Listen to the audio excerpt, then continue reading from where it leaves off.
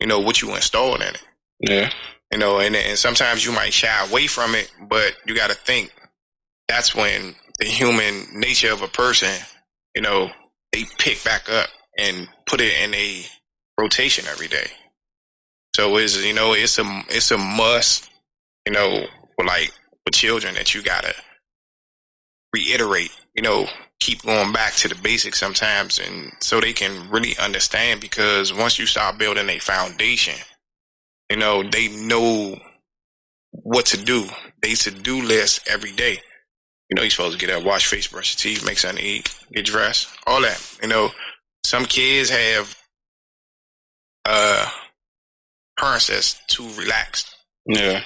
And those are the kids that kind of fall off to the side sometimes, because they mom and they dad don't push them to their full potential.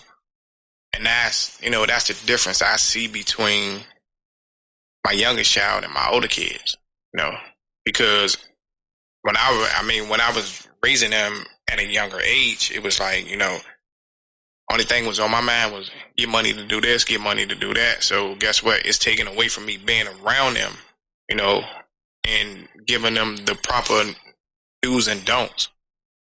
And I dropped the ball. I ain't even gonna lie.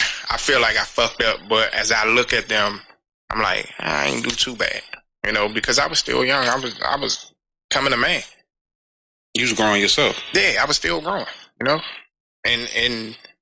that was one of the things that kind of like shaped me as a person. I had to really kind of, sit back and see all my mess ups, all my rocky roads, and was like, what sent me down that road? The lack of having this, the lack of, knowledge of self, all that type of stuff sent me to a point where I was just like, I bugged out a lot of times, and I tell anybody, yeah, I was, to me, some people like, nah, that was a phase. No, I was a drug addict for a minute. So, I had to snap out of that and reinvent myself. But if I ain't have the right foundation on the back end, it would have been a lost cause. Like, Yeah. And, it's, you got to have good people around you nowadays. Say that twice. You have to have good people around you. And the first people that you ever run into in your life that step on you or mess you over, sometimes it's family first. But the first thing a black person holler, family first. But those be some of the main ones that kick you when you down. Mm-hmm. When you weather all your storms and you stand up tall about it, it's like, oh man, I remember when you used to do this. So what? My past is my past, but my past made me who I am, though. I tell anybody, they was like, man, would you change it? Nope. Because everything I did in my life gave me some type of character. Gave me some knowledge of self. In so many ways, I had to look back and be like, I can't do certain things no more. I mean, I used to be in the club every night. Me and my right hand man, we in the club every night. But as we got older, it was like, man, I can't do this every night. Seeing the same people every night at a different club with a different band or whatever. Yeah. I'm just seeing this motherfucker the other day. Can't even see nobody different. No?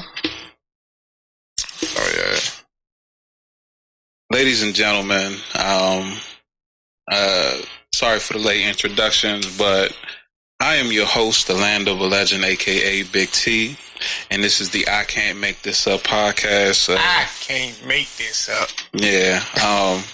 This is one of my witnesses to my life, and knows that things that happen to me aren't something that's normal, and it's also something I can't fabricate, because that's what it is. And when I share my stories, I incline people to also share theirs, because I want them to know that they're not alone.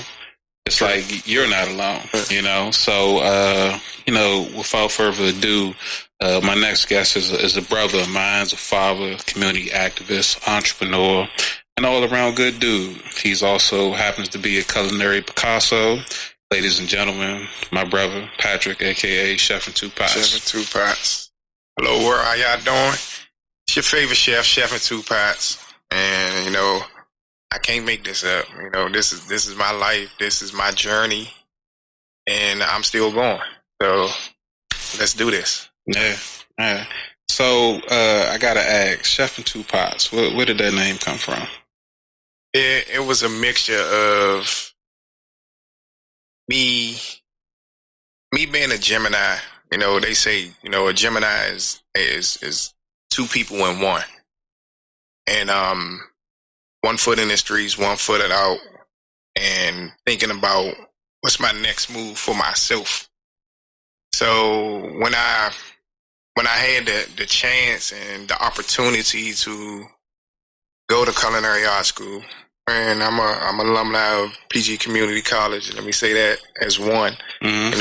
One of the first 2 or 3 classes that came out of that culinary program, and I was trying to find myself. Mm-hmm.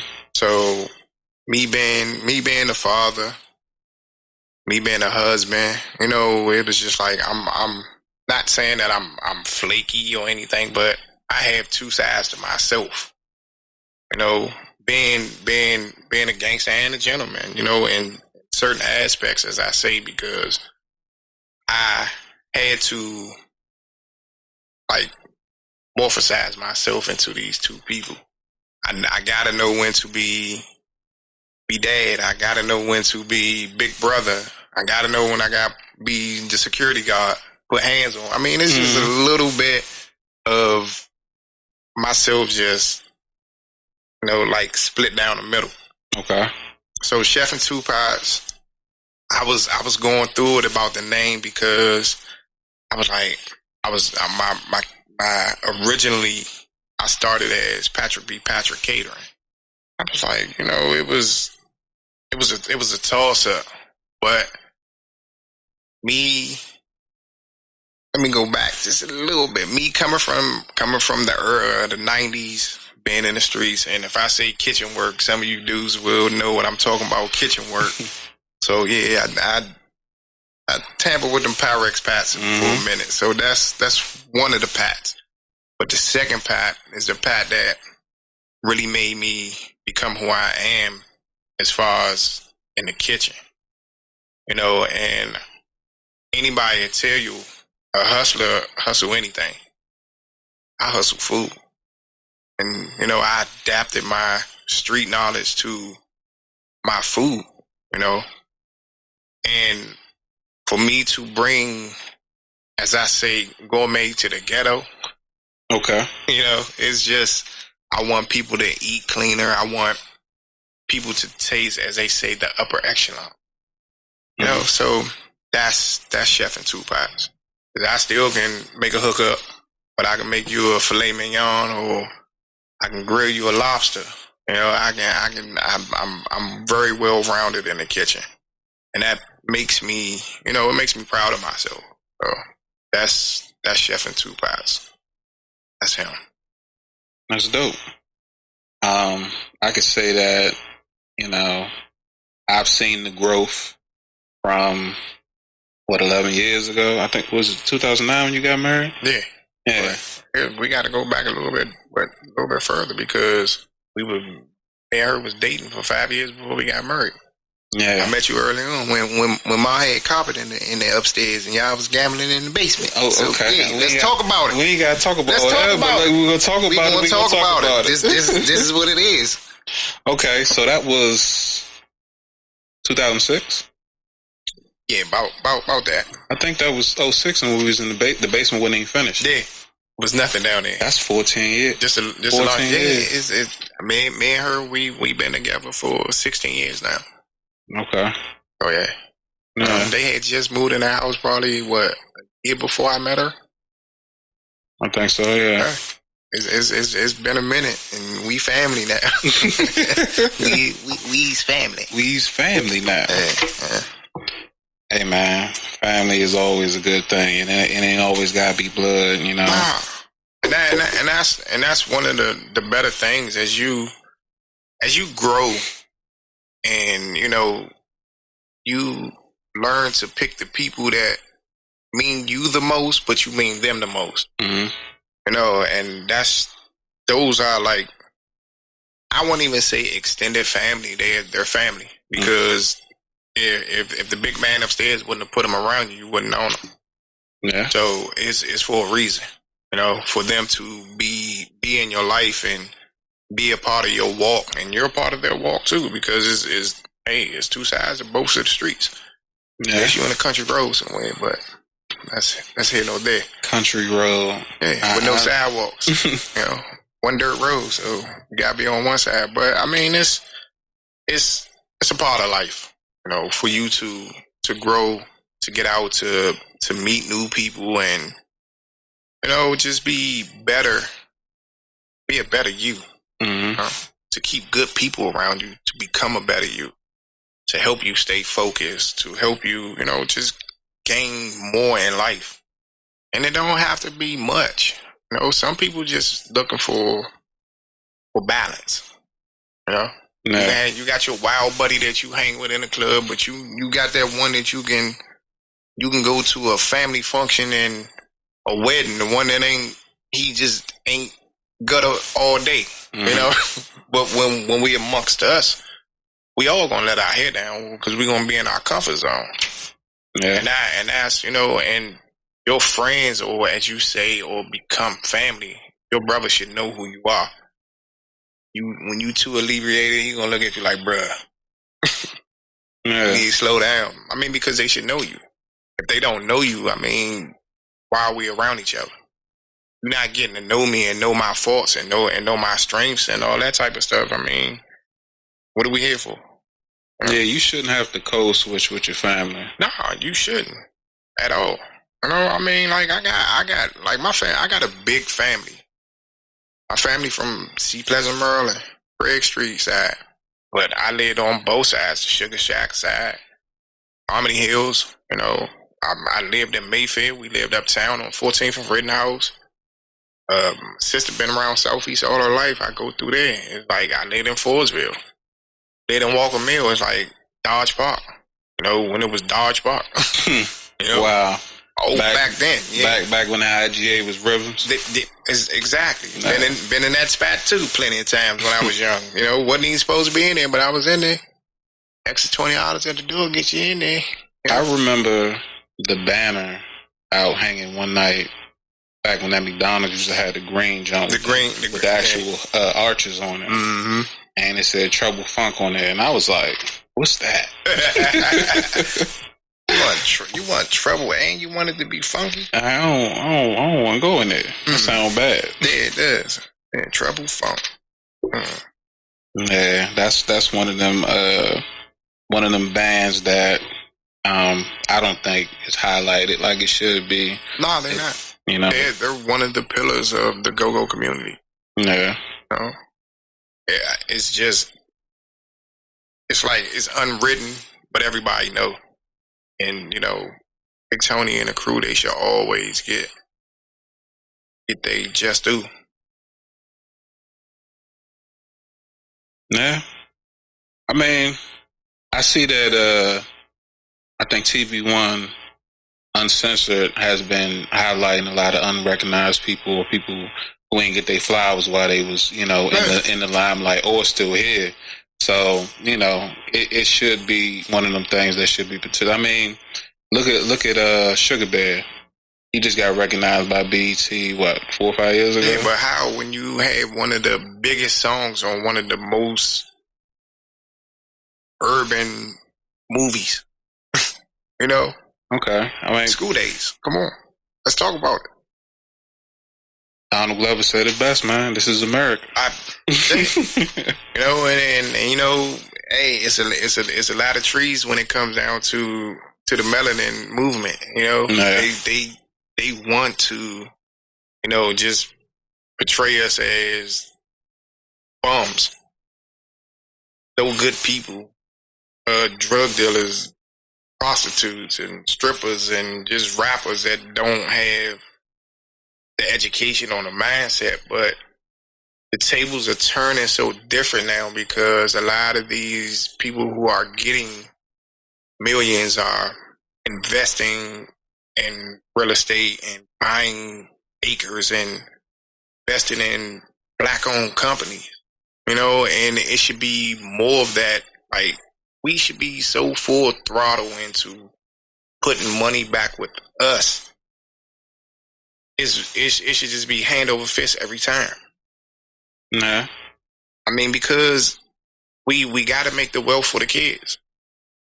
I mean, I don't like to say, well, white people be doing that all the time. I mean, but they do it though. They make sure their kids are straight. Whether it's an insurance policy, they got land, they got stocks and bonds for their kids when they pass, trust funds and all that. Like, we need to have that mindset in order for our children, our nieces, our nephews, our family to, just to have more legs to stand on. Because you gotta think, how when we was coming up, yeah, every neighborhood or block had that maybe one or two ballers that was doing them. Mm-hmm. But they couldn't take care of the community the way they want to, because if they let you bleed them dry, it's like you starting back at square one. Mm-hmm. But if I can invest money into the candy lady, look, I'm gonna go to the candy joint and buy a bunch of candy for you. This is for you. I mean, it's just little things that people've done back then that now, as you see the young guys that's doing, major league sports and stuff like that, they're looking out for their people that have some type of plan and investments, and it's just like always we say, each one teach one. But also now, once we've been taught, where's the revenue coming from? I mean, a lot of guys, they sacrifice themselves on that field, that basketball court, that baseball diamond, the hockey. We getting into hockey. It's money. It's just that you got to filter it down the right way, and not just for people to be ghetto fabulous. If you want to open up a storefront, help them out, but get a return on your investment so you can help someone else out. And that's how it should trickle down.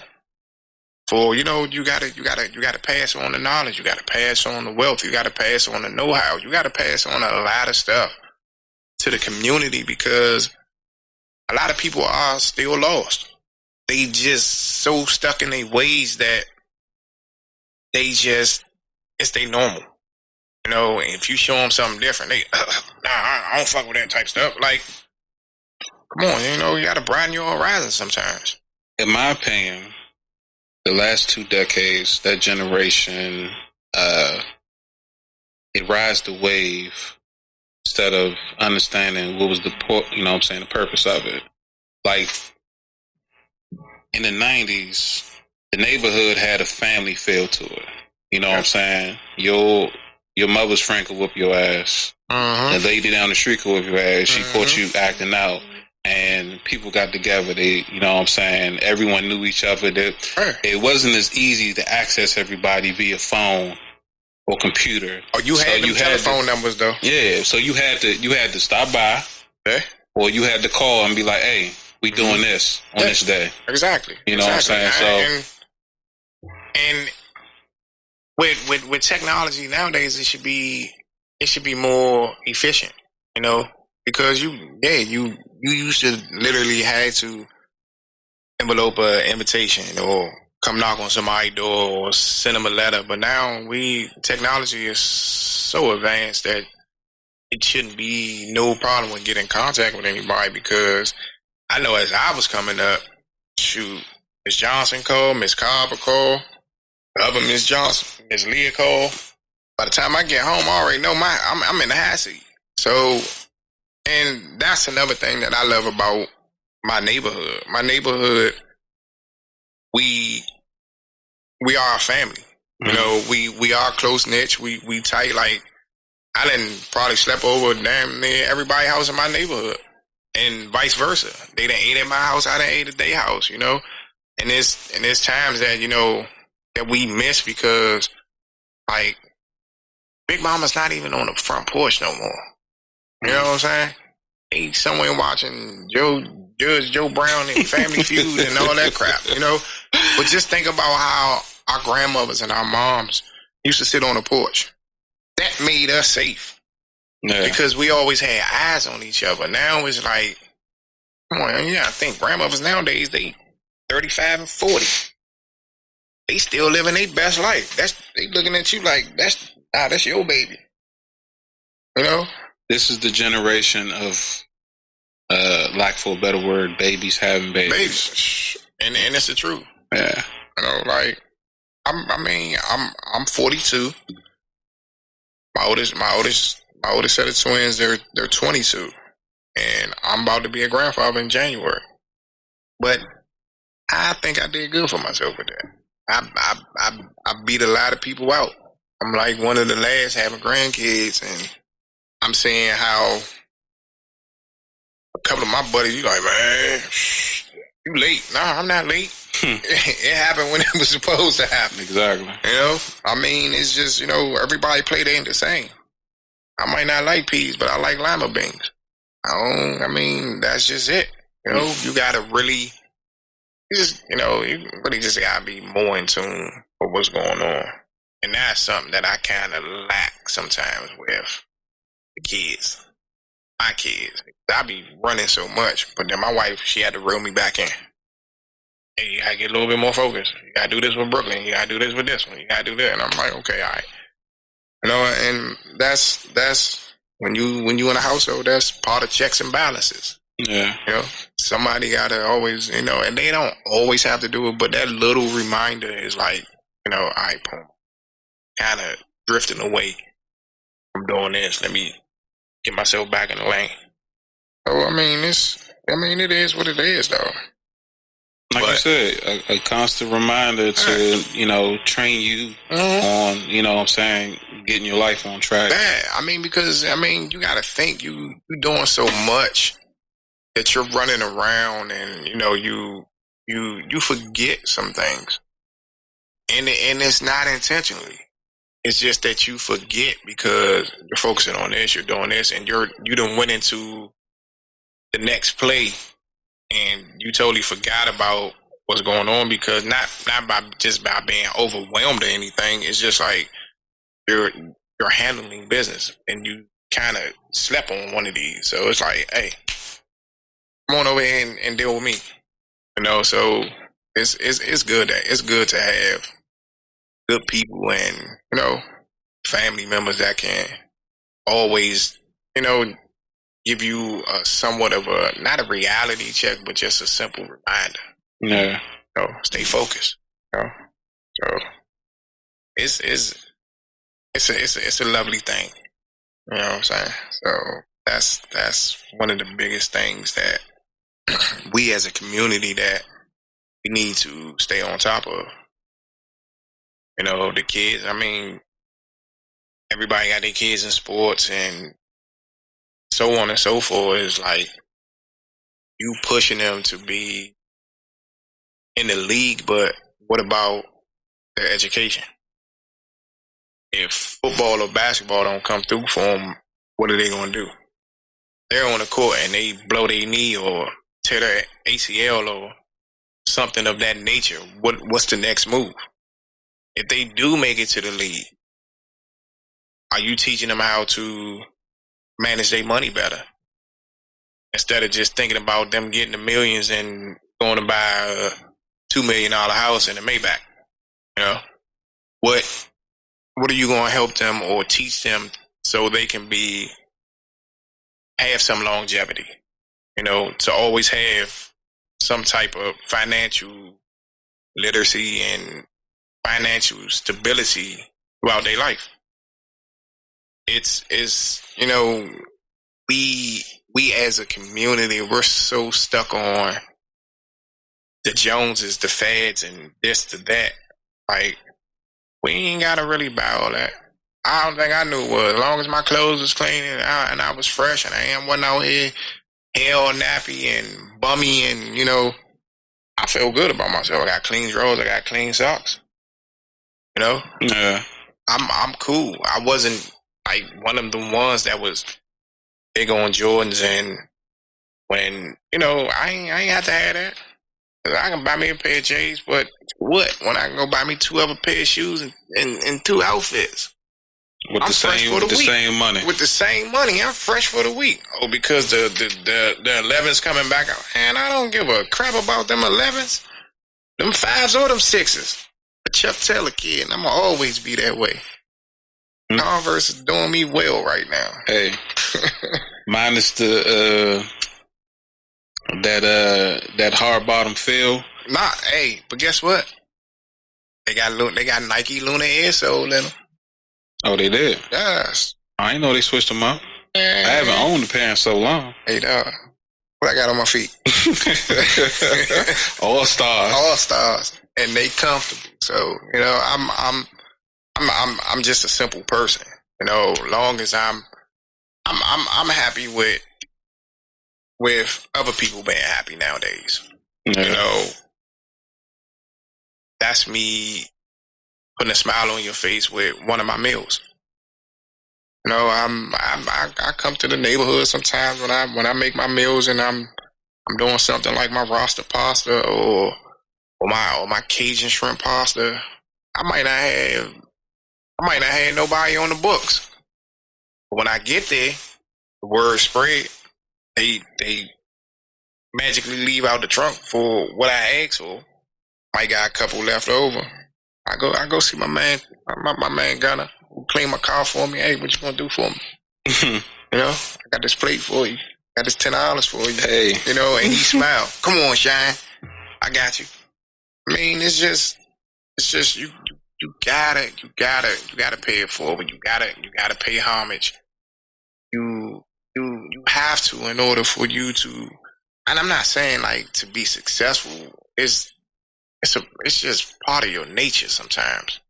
Mm-hmm. If you walk these streets or corporate world, somebody in your life helped you or showed you the way.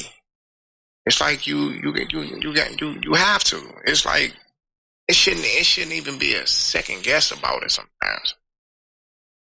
I mean, I done seen me take $50 and make 12 to 13 meals. But I get around the way and I might be like, you know what? I feel a little generous today. $8. Everybody. Everything gone. Might not even make my money back in a little bit of profit, but guess what? As they walk away and they doing they Snapchats and they Instagram, that's building a rapport with me because I'm seeing new clients. People, who's that? Where you get that from? So I'm putting people on my as I say my mental Rolodex. By my business log that I got in my phone, potential clients and stuff like that. Mm-hmm. And it works because that's free advertisement. Word of mouth, a person that you done something for, and it's just on the strength, and it's good. Yeah, it's not just something on the plate. It's just not like and this not porch right here.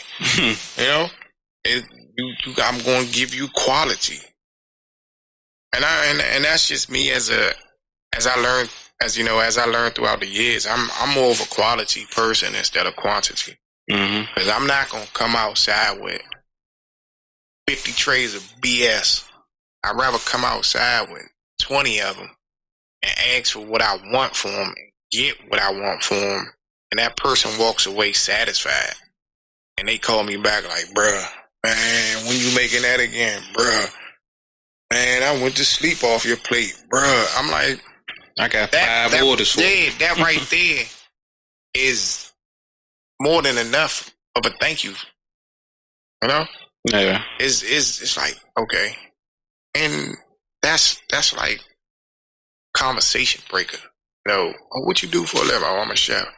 I'm like, oh, here we go. But I entertain it because I love it. I love to talk food.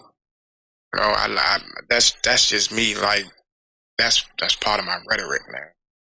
I get to talking like I'm in the grocery store. I don't even know these people, and I'm, well, you can make a good such and such with that. They like, well, yeah.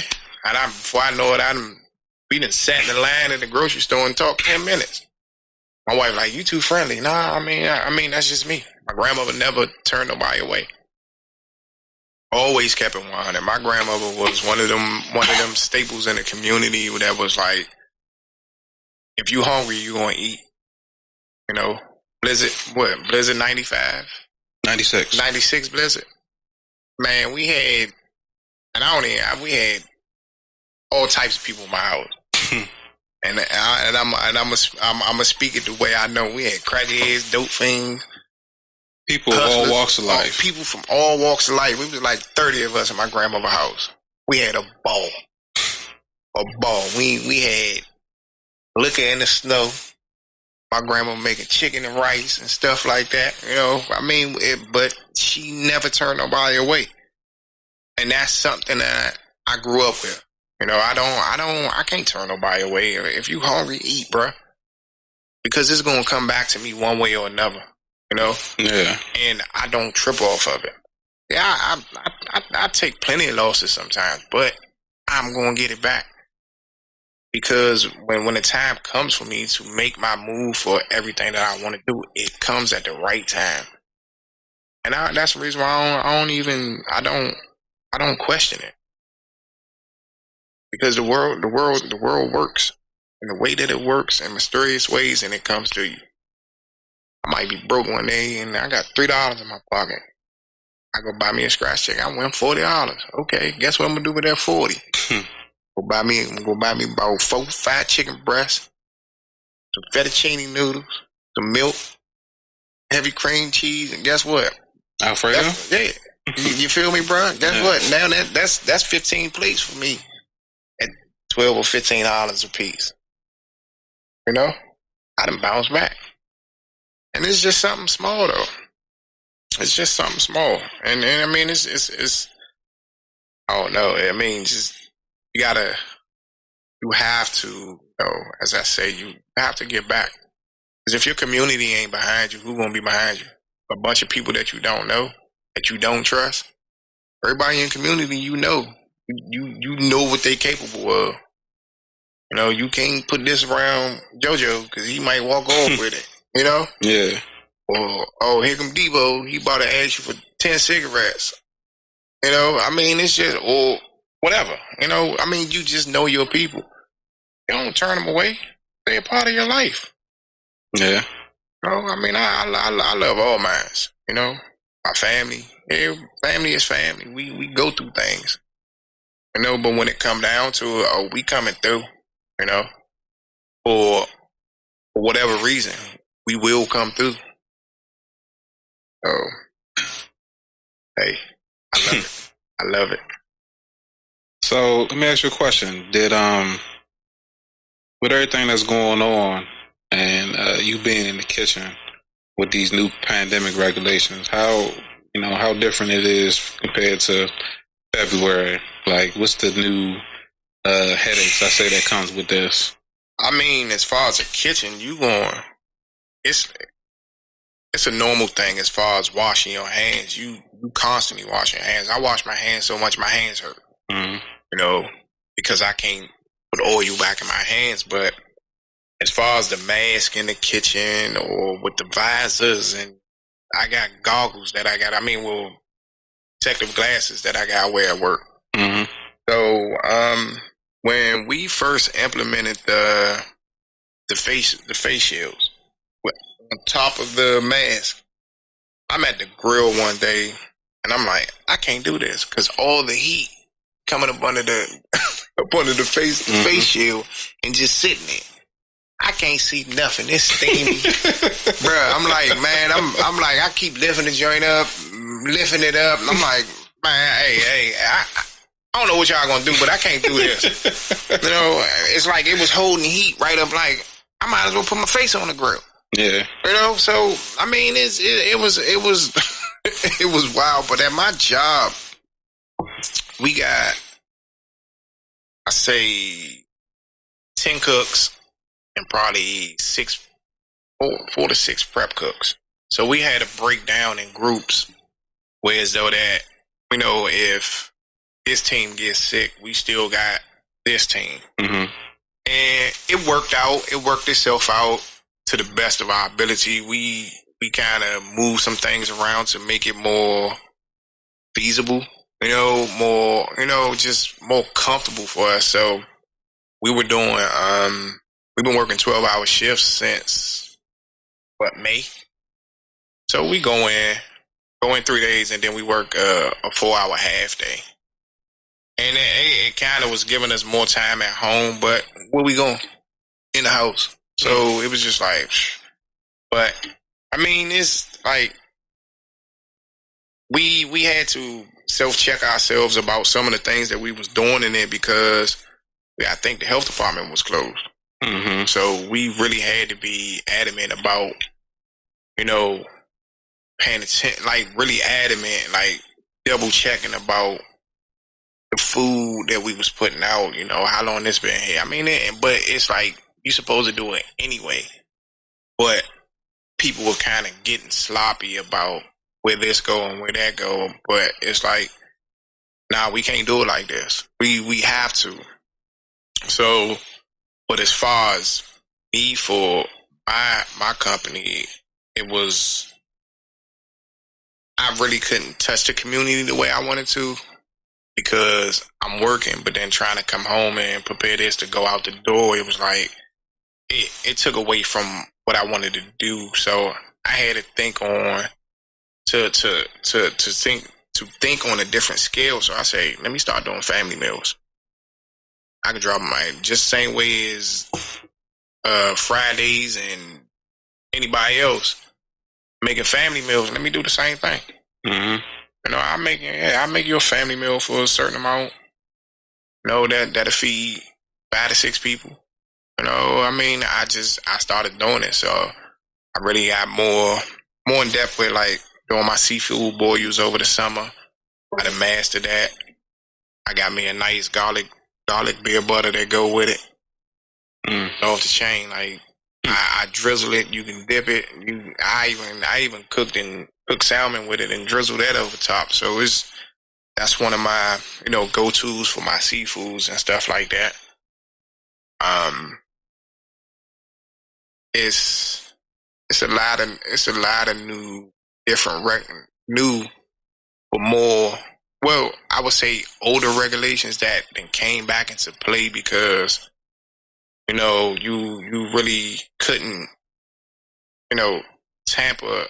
I mean, let me not say tamper, but some of the things that you really had to revisit. Mm-hmm. As far as cleanliness, you know, I started, you know, at the end of the day, the sanitizers and all that type of stuff, we started cleaning the kitchen back down with bleach. You know, I mean, it was one of the best things for us to do. Yeah. You know, just to keep, so you know that stuff is, certain things are sterile. Mm-hmm. And I mean, it was rough though. It was rough. Wife at home, I'm going out the door every day. But then I have to be conscious of what I was doing. Yeah. Stopping at the gas station and going here and going there. I'm like, I really, really had to be mindful. But, you know, my wife, you use your tap and pay. You ain't even got to go in there. But I'm thirsty, though. You know what I'm saying? Like, I got to go in there. So, I mean, it's just awkward in the beginning of this. But now it's like, you got a mask in your pocket, mask in your coat, mask in your console, mask in your glove compartment. You got one in the trunk, one in your book bag. Hey, bro. Just so you don't get caught slipping. Yeah, you know, you walk man, I got to walk all the way back to the car. Nah. So it's just, it just makes you more prepared. You know, it just, you know, but you got some people out here thinking that it's not what it is. Bro, it is what it is. you know. And it's kind of scary though to not know,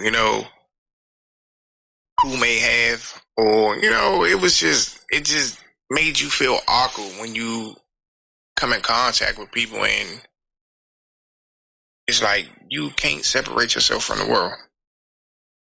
You can't do it. I mean, you can do it mentally, you can do it physically, but how are you gonna live financially? With the government BSing with trying to help us out. People waiting on stimulus checks and all this other stuff like unemployment. And people are in debt.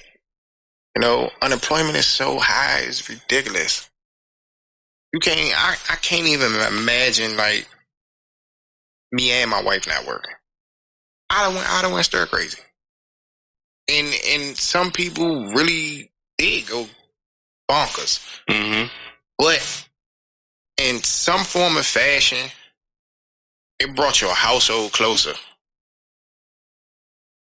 You feel what I'm saying? Like the people that you lived in your house with, you really relearned them people.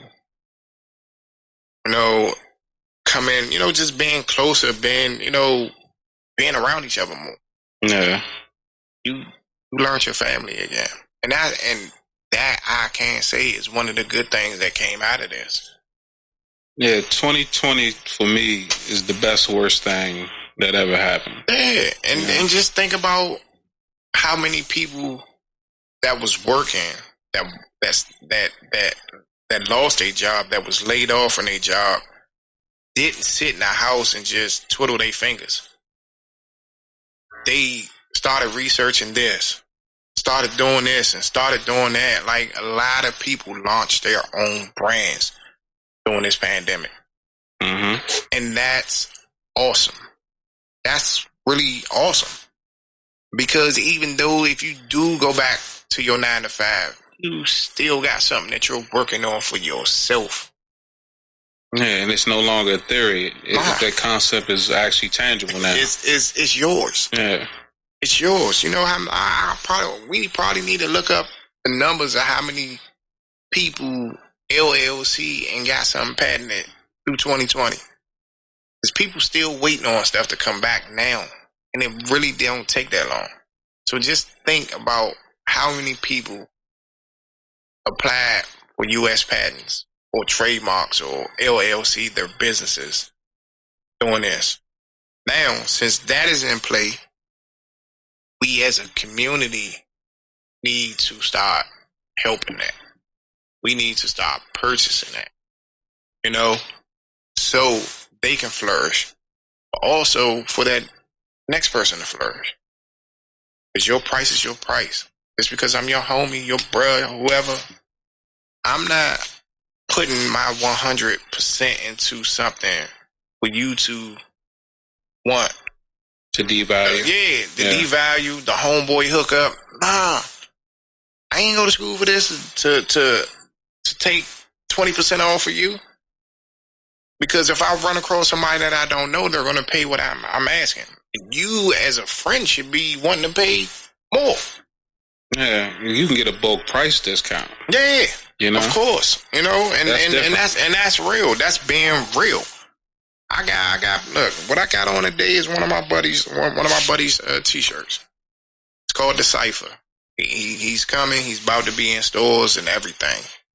And he be like, "Nah, Pat, I'll make you a shirt." No, I'm going to purchase this shirt from you. Because the same way you will purchase a meal from me, I'm going to purchase your product. And that's how it's supposed to go. Send me his social media. I'll make sure I plug him when I post. That's definitely, I was going to do that. Yeah. Just cause. Is like a really close friend of mine. He got a vodka company out now. So it's called Big Boy-ish VIP vodka. He been doing the Big Boy-ish. Potato, corn. Huh? How's he? It's potato vodka. Okay. It's really smooth. It's nice. next time I run across, I grab something. We can, you know, have a swig, a little sip, and we can rate it. You know, and that's something that might be something good. You know, people that got these products and get a taste pound. Yeah. You know, I mean, it's just a thought. You know, because you and me also, I'm still building my brand. You're building your brand. Yeah. And that's still shopping and still. Because, I mean, I might have an idea for myself that might not work for me, but it might work for you. And that's just passing it on to other people. Yeah. You might not have the time to do it. And you not being a selfish person, it can work for somebody else. They might not be doing nothing. Yeah. But you plant that seed and it might grow into something. Hey, I tell you what, I got plenty of witnesses that'll tell you that I've always been the person that's going to drop them gems or advice, or I'll tell somebody something that I started and never got finished. And I'll be like, man, you got the time. You could try it. You know what I'm saying? And here go the blueprint. You know what I'm saying? So make it your own.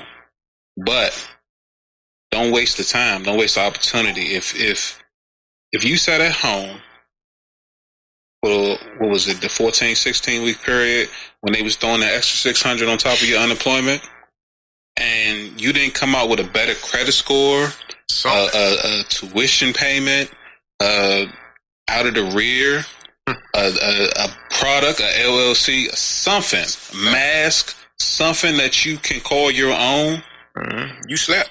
You fucked up your own 2020. Yeah, because I paid attention to our Instagram, and the only thing I seen was bottles, shoes, lobsters, seafood boy. Seafood boy. No. Hey, ho. Thank you for purchasing them seafood boys. No, I'm talking about. I'm talking about the ones that they were picking up from like Hook and Reel. Yeah. On a 3 times a week type shit. Yeah, and to me, I'm like, how can you blow an opportunity that can put you in a better place? And as you say, it could have cleaned up your credit. You can all that. I mean, it could have been anything that it could have been a bill that you could have paid down, but for you to be blowing that money though. To be fair, not everyone has somebody who instilled, direction like that in them. They get it secondhand, or they was in a situation where they was sleeping in a car on their homeboy couch, and now they got their own. They looking out for them. Yeah. So they don't know. They forgot the people who gave them 2 hots in a cot. You feel me? True. Because they don't know, like, hey, damn, this dude looked out for me, or this person looked out for me. I got a little extra something. Even though, you know what I'm saying, it's not like they were the reason I got it. Yeah. Hey, appreciate you. You know what I'm saying? The smallest gesture. And now that I'm up on my feet, hey, if you know somebody that's cool, that you trust, and they need some help or whatever, I could, you know what I'm saying? Pass the baton. And a lot of people don't do that. They really don't, because it's like a lot of people that's, as we say, is prospering and doing more for themselves. They start with the disconnect. Like, they're not on my level no more, but your foundation is your foundation. Cause that same buddy that you stood on the corner with, or you worked them 12-hour shifts with because you started your own, he should have been one of the people that you hired. Instead of letting him stay with this company or whatever. I mean, you never knew his ambition. But if you would have just tested it and tried it, it might have worked. But when we start doing more for ourselves, we have a tendency to start shutting people off because they're not moving like you're moving. No, you supposed to pull your brother up. You supposed to pull your sister up to get them on that level, because the more we have, the more we can get. Because if it's only 1 millionaire in the room, there's only 1 millionaire in the room. Everyone else was going to gravitate instead of, hey, how did he do that? Exactly. But you want to be that person with your nose in the air, like, and stuff can happen so fast and bring you back down to reality. That's the part of being humble about things that you get. You have to be humble. Like, you really have to be humble, because a lot of things it can come like, it can go like that, back to square one easily. Mm-hmm. Yeah, when I mean easily, I had a good buddy of mine, awesome with the pen, rap really good, and I say he was one of the most underrated people in the DMV. But the attitude of this greatness put you in a point or a place where some people ain't want to work with you. Mm-hmm. Arrogance. The arrogance. And I'm like, bruh, tone it down. Make the money. At least get the money. You ain't even get there yet and you got this arrogance.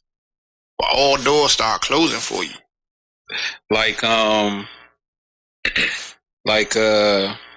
You ever seen, you ever watch Psych? Mm-hmm. Yeah, you see that episode with Jaleel White and Kenan Thompson, when they was in the band with Gus, and they did that one performance at the college when they had the high top fade. The high top fade. And then they just got so arrogant off of one performance they did in the cafeteria. Like, what you talking about? Something you about to take over the world? You did one performance. Yeah, one, and it was what was it called in the school? Talent show. Yeah, a damn talent show. Like, it wasn't no scouts there. It wasn't no talent agents. Nobody there. Like, who was gonna recognize you? Nobody. But the lunch lady who was like, "Oh, he can sing," you know. Yeah. But I mean, and it's, I don't know. It's kind of like when you get to a certain point in your life, you just can't walk around like you got a chip on your shoulder. Yeah, you can't do it no more. It's useless. It really is useless to me, because I used to be in the streets, arrogant, all that type of stuff. But as I got older, I had to sit back and be like, "Oh, this ain't working. What's the next move?" You know, went back to school, got my GED, went to community college. You know, got in the culinary field. I've been in the culinary field for almost 11 years now. You know, and I found my peace. That's my peace. Food is my peace. My happiness is when somebody tastes my food and consume it and be like, "And I ain't know you know how to cook like that." And it'd be amazing to me, because I made myself well rounded. I don't bake, but I can burn in the kitchen though. Mm-hmm. Like, really get down, and that's my happiness. I be at work, I be having miserable days, you know, walking through the door, but I get to work, and as soon as I put a knife in my hand, it's just like it's gone out the window. And some of the people at my job can blow me every day, but I stop letting people get to me. I'm not wasting no energy on nobody that don't mean me no good. And if I know that you're trying to do something for yourself, I can't do nothing but help you. I might not be able to help you financially, but I can give you, as you say, a blueprint, some words of wisdom, show you a different way to how to get yourself a publishing company for all these young dudes that's out here rapping. You know, to how to establish your label. You know, how to, you know, just understand, if you do get yourself out there, how your royalties gonna come, how your show money gonna come, how you gonna get this on the front end, how you gonna get this on the back end.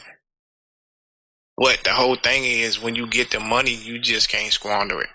You just can't let it go. You gotta hold on. You gotta hold on to it. I mean, I know some of these kids, they coming from the hood, coming from broken homes, and the first thing they think of is I'm about to go buy, like I say, I'm about to go buy this Maybach. For what? I'd rather before you go buy a piece of land, get you a house and pay it off, but have you some money to the side to pay taxes. Because that's where a lot of them get got at. Not paying their taxes. I never understood the purpose of having a vehicle that was more expensive than the place you were living. Bruh, I seen a guy live in an apartment. Nice apartments. I do say that. Nice apartment. But you got a Bentley sitting outside. That doesn't make no sense to me at all. Because I'd rather drive me a Toyota Camry, but I got me a $300,000-$400,000 house, and it's mine. Instead of having the car, but living in an apartment. That's, you got your assets sitting on public property. You know, where it can be scraped up. Somebody get mad, key a car. Somebody come through the, oh no, where we live at. Mm-hmm. But it's ring out anytime. Yeah, you come outside and just whole mirror gone. Ain't no scrape of paint or nothing. It looked like somebody just yanked it off. Oh really? That you go to back out the driveway and it's like, or the side was like, wait a minute, hold on. Why can't I see? Yeah, my whole car not even here. It ain't even foggy out here. You know, so it's I don't know, you know. But now I see a lot of people are getting their ish together. They're getting their priorities straight because they're seeing more, you know, because of, I mean, just 2020 was like a wake up call for everyone. Mm-hmm. And if you still run around here and you're not conscious to what's going on, it's just like you might as well just go dig a hole, put you a little roof over that joint, and live in the ground. Because it's like you're not focused on anything. You know, it's something out there that you like. Get into it, engulf yourself into it. I mean, I love this year. I really do. Like, I love 2020. And you might be the first or second person to say that. I really do, because it shows you who the people that's gonna be in your corner. It showed you that you can accomplish something. It put you closer to your family. Yeah, it might have took some things away from you as far as a job and all that, but you made something else out of it. Mm-hmm. Yeah, I'm proud of it right here. Like I this is something that I've been thinking about for a year, but I didn't really have I don't want to say time, but the mental push, and I just was like, fuck it. I'm just gonna do it. And it took about $700 in trials and tribulation, and me trying to go about things the cheap way to get things to where I needed to be, and that's where it is now. And it's still ongoing. You know what I'm saying? I got thoughts and plans that I'm going to put into, you know, fruition once I'm there. Right but now, you're building though. Yeah, you're building something for yourself though. Yeah, and it's so many different avenues with what you're doing. It's unlimited stuff for you to get into. That's just like food. Food is it's like in a world of itself. Mm-hmm. So many different things that you can do with food. You know, it's just like how far you willing to go with it. Are you going to put yourself to a limit, or you going to have no limits with it? That's all. Like, what are you really going to do with yourself? I think that's a question that a lot of people need to look in the mirror and ask repeatedly until they actually come out and don't say, I don't know. I don't know. A teacher once told me, I don't know. It's not an answer. It's not an answer. Hey. And that's just you not trying, or you scared to, you know, speak your truth. So I don't know isn't an option. And fear holds a lot of people back. Yeah. You think these people out here that's millionaires and billionaires didn't take losses? They took a lot of losses, but they kept doing what the okay. I did. I'm gonna take Article A, Section C out because this ain't work. But I'm about to implement Article B, Section E because I think this might work. It's just rearranging certain things, and it will work. It really will work. It's just that you gotta stay dedicated in some form of fashion for you to push past the bumps and the bruises. How can I become a millionaire? First of all, you gotta find a plan. You gotta find something that you can deal with on a daily, that you can invest your time, you can invest your money in. You gotta find something that you can take advice on. Because some people out here they can have record labels and haven't gone anywhere. Mm-hmm. What are you not doing right?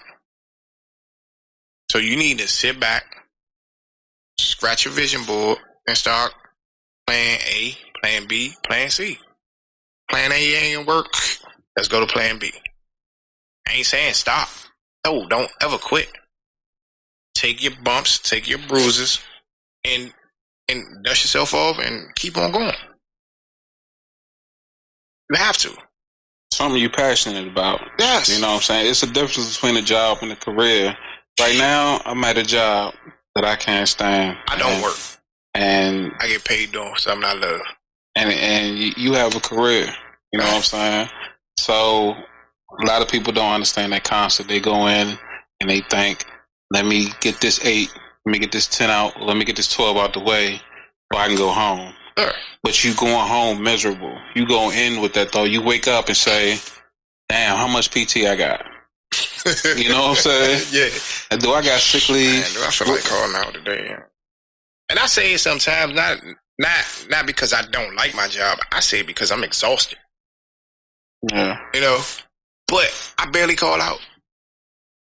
Out of this whole year, I think I called out 4 times.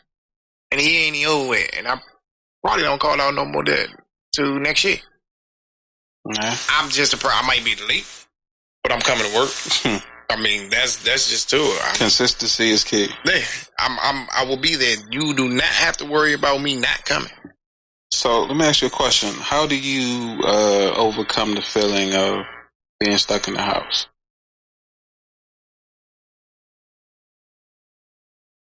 I didn't have to go through it because I was going to work.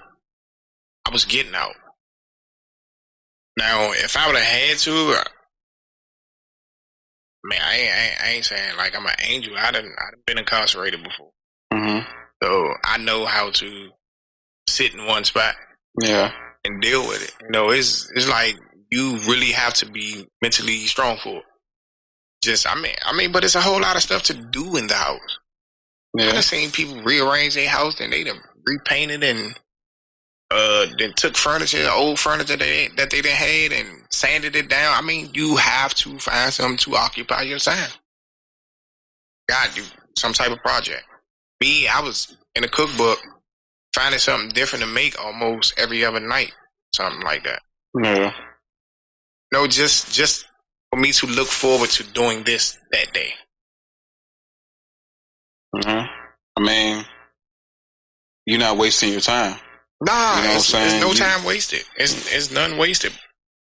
And I really can't see how people just sit in the house and do nothing. Like if I'm off, yeah, and I want to relax that day, I'm gonna sit in the house and do nothing.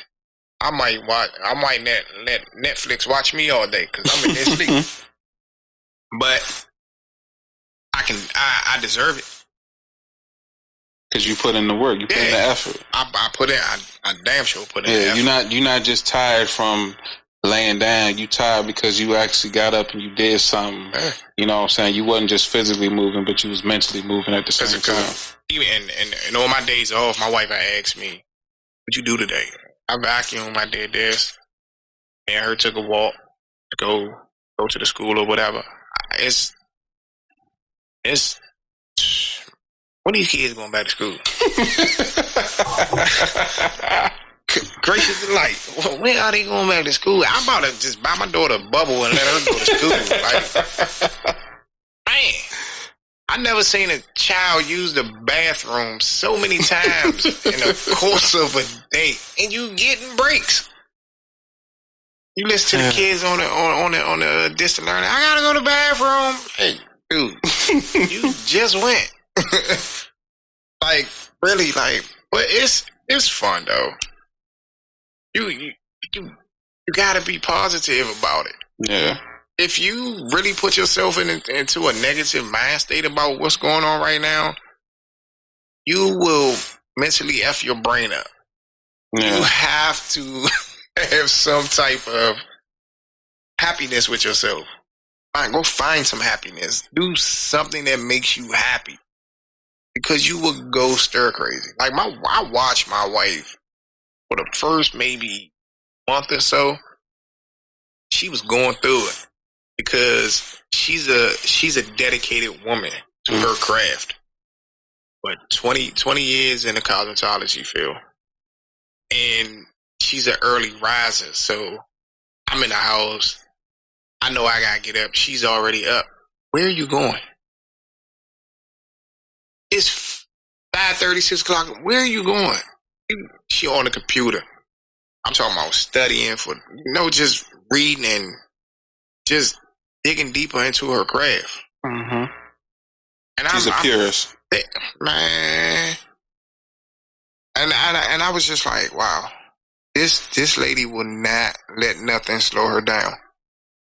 And the dedication that she put in for those many years is like her clients really came through for her. Like, came through when she was putting out like gift certificates and all those gift cards and types of stuff. They was purchasing them early. Yeah. And I'm saying to myself, like, who really do this? But I noticed and I understood that when you deal with people that love what they do, but they show you, the love that they have for what they do and the dedication, it's a beautiful thing. Because she's like, oh, all the bills paid. Hey, what?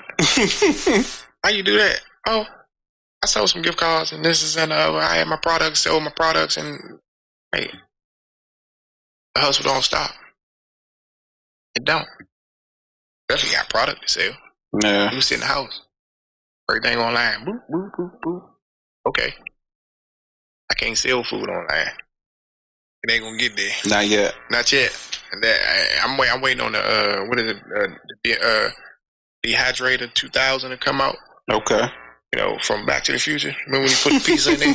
Hey, that shit looked fire, hey. Pepperoni and green peppers. Man, I was like, dang. When is coming out? Man, that was the biggest mind fuck to ever happen, man. Like, literally, what was the 30th anniversary was 2015? Mm-hmm. Yeah, and they came out with them Nikes, the automatic lace-up jumps, and they was just like, this is supposed to happen. A couple things did happen. A lot of things in that movie happened. Yeah. So, what the Cubs? Was it the Cubs or the Reds won the World Series? Well, the Red Sox, man. But I think it was the Cubs. Yeah, it was the Cubs in the almanac. Because it was the Cubs. But was it Boston that broke the curse? Like they hadn't won since like the 70s or something like that. White Sox. It might have been. It was the Cubs. The Chicago Cubs. Because when that I think it was the dude with the messed up head. Yeah, the messed up head and the black cat ran. He was like, I would have put some money on the Cubbies. Yeah. So that was that. But I mean, and that's crazy to say because a lot of movies had some like predictions to what the future had became. Mm-hmm.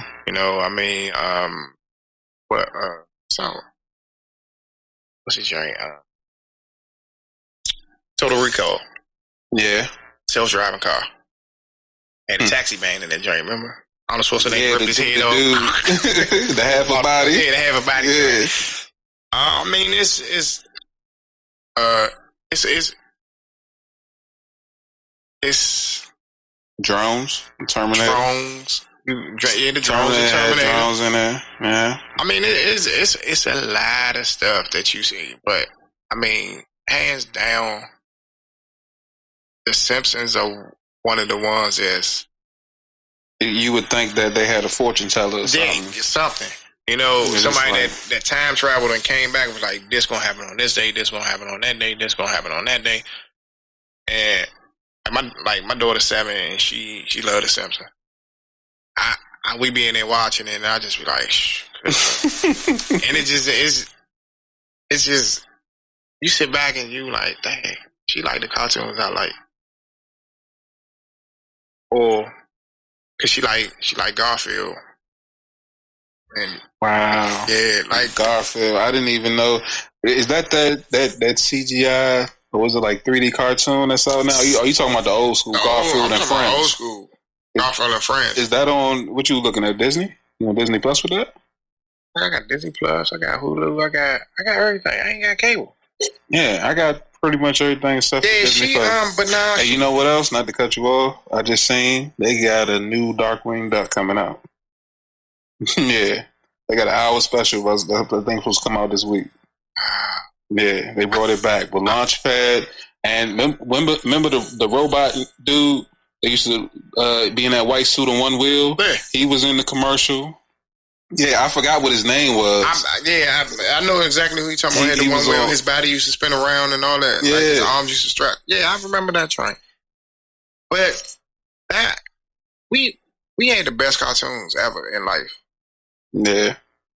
We had the best cartoons from He-Man to Transformers, Thundercats, Silverhawks, all that, man. I'm like, our cartoons had better song intros than they do these days. Like, yeah, because it was a thought process in it. Yeah, it was musician. Man, have you paid attention to how you look at the cartoons and the illustration of the cartoons nowadays? And you like, dude, what is this? Like, it's like no effort in it at all. Well, I wouldn't say it's the illustration. Well, depending on what network you're looking at. Mm-hmm. But the storyline, like a lot of remakes, no originality. Have you seen The Toys That Made Us on Netflix yet? Yeah. Okay. I didn't finish it, but I watched it. Okay. So you watched the one with the Ninja Turtles on there? Mm-hmm. Okay. So something I learned from that I didn't know, besides how the dude that sold off his rights kind of got fucked at the end, and he sold it right before Nickelodeon bought it out. I was like, oh my goodness, I would have been sick. But I didn't know that the toys came first and the cartoons were made to sell the toys. I thought it was the other way around. No, a lot of them back then was the toys came first. Like He-Man came out first, and then the cartoon and everything. A lot of the toys. I mean, that's how they based a lot of stuff. Back then, you know, they had that stuff on the shelf, but it was like, okay, how I'm gonna market this? Mm-hmm. So they brought the cartoon, and the cartoons was awesome. Yeah. I mean, and like now, as you said, like the storyline to the cartoon these days, it's like the best shows are shot in Canada, and some of them based off books, some of them aren't. Mm-hmm. But at least for me, animes is what I focus on. I just started getting into anime. Really? Like what? I'm on episode 230 on One Punch. One Piece? One Piece. I say One Punch. One Piece. Okay. All right. So answer me this question. How did you get past the first 20 episodes? I'm only on 12. And it's like 900 and something odd episodes. Yeah, it's almost 1,000. Yeah. It's almost the kids at my job. Okay. They was like, they kept talking about it? Man, they was talking. No, that I was in a house bored. And I was like, man, what is this? So I started watching it, and I'm like, so I get to work. I'm like, what is One Piece? And they was like, what episode you on? I'm like, 12. It was like, what? Do you know how many episodes it is? It's like 18 seasons or something crazy. Man, they pulled it up. I was like, who the fuck about to watch all this? But I ended up, so now it's like I watch maybe 2 episodes a day. Okay. Just to kill me a little bit of time. Yeah. Like I'm on break, I might watch it, right? But I'm like, am I ever gonna get through to the 900 mark? You got a life. You got a lot going on. For somebody that's like, I don't know, let's say work part-time or whatever, or they stay with their parents, they can knock out 600 episodes in a couple months because that's what they're doing in their downtime. It's different for somebody like me or you, depending on the length of the show and how addicted you are, because you're going to focus on what's important to you at that moment. So if that show, you getting that information or getting, you'll watch on, that's what you're going to focus on. See, and that's me with, I don't like watching series. I'd rather watch a movie and get it over with, because if I watch a series, I'm like, I lose interest in it. Really? Yeah. I mean, it's some things like, it's some series out here that I watch. Like, I stopped watching Power. I couldn't even get through, like, when Empire first came out, I started watching Empire, and I was just like, okay, this is something I can get into. But then it was just like, shit, out the window. But I watch stuff like Chicago PD. I don't know if it's because my grandma and them used to watch NYPD all day, but that's something that I watch because it's more realistic to me. Some of the stuff that go on, like 911 on Fox. I watch that joint. It's like what Angela Bassett. Yeah, that joint good to me. Like it's like it's grown people shows to me. Yeah, as I may say, because like with Power, I was like, I'm done with it. I ain't gonna lie. I got like halfway through season 3, and then and that's probably where I left off. It was season 3. It was like I'm through. I can't do this. We got people getting up at 12:01 to watch this crap. I'm like, it's a good show for a person that likes to be entertained with that type of stuff. I don't take nothing from it. I can't get nothing from it. So I watch shows that's more relatable to me, because that's not relatable to me. So I kind of turned around and like based it on something that's me. Okay. I like that. I mean, I like people. I like the crook. I like the villain. But what's gonna happen in the end? Wait with it. What? So the storyline for me really has to be like down to earth for me. Okay. It can't be too far-fetched or too fictional, because some of the stuff that I see in some of these shows is like, nigga, Ben killed your ass. You know what I'm saying? Point blank, police would have been kicked your door and bust your head off. Somebody said, you be watching Squadcast on all that? You know who Pat Cloud is, though, right? Yeah, I know who Pat Cloud is. He said if Gotham had been a real city, the police would have killed the Joker years ago. I mean, it's the truth, though. They would have baited his ass in and bust his head over. Yeah. Like, that's true. They was just like, he said Batman's superpower is white privilege. Like, he's just going around whooping niggas in the suit, and no one's stopping. It's white privilege. Like, it's like, after you sit back and you watch certain things, young, and you see the underline of it, you're like, hold up, who wrote this shit? Did they actually like go through this type of stuff, or it's just straight out? You know what I'm saying? Because you be like, ain't no fucking way this gonna happen in real life at all, though. Some of the stuff, you see some of the stuff that people have got away with, but look what happened in it. Like, you can't glorify certain stuff to think that is your reality, though. And that's a part of the problem with people today. They sit and they watch these movies, they read these books. I mean, it's okay to entertain yourself, but please let yourself know that it's entertainment. don't try to go out here and duplicate Snowfall. It ain't gonna happen because you gonna be chopped up in a box somewhere. Do your research. Don't just say, "Hey, this is true." Yeah. You know I mean, and that's the thing. Like, it's truth behind Snowfall. You know, and that's another reason why I can relate to it. Yeah. But power is like you got to give me a foundation to it, and you can see like and that's the reason why I like Snowfall is because you seen it from the ground up to where he's at now. Mm-hmm. It's like with power is just like you get a glimpse of them going back to how he ended up becoming who he is, but I'm like, I can't do it. I really can't. But I mean, I do indulge in some crazy movie sometimes. I like a good biopic. My favorite movie right now is Dolomite Is My Name. Oh, that joint was lovely. I knew of Dolomite, but I didn't know about Rudy Ray Moore. Yeah. And that made me look up his yeah. And I was just like, I don't give a fuck what nobody say. Eddie Murphy is he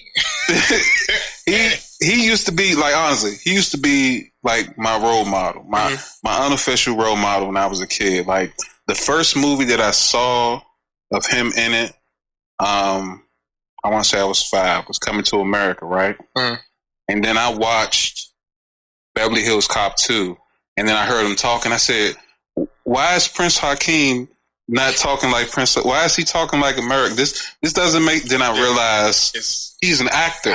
And I was just like, I seen Golden Child.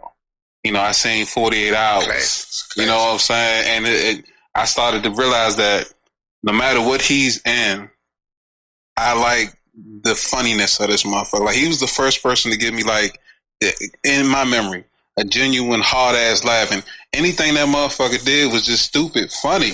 Like remember in the Golden Child, right? when he was looking for the biker's house and he jumped in the yard and the Spanish people was cooking and he was like, "Hey, I don't want no trouble. All I want is a chip. All I want is a chip. And man, get that chicken. It's burning. It's burning. Flip that shit." And that shit, I sit in the room and be dying laughing. And motherfuckers be like, "What's so funny?" I'm like, "You don't hear this, man?" Yeah. I mean, but that's the genuineness of his personality. Yeah. You know, and that's what I mean. You put yourself around good people, and they bring the best out you.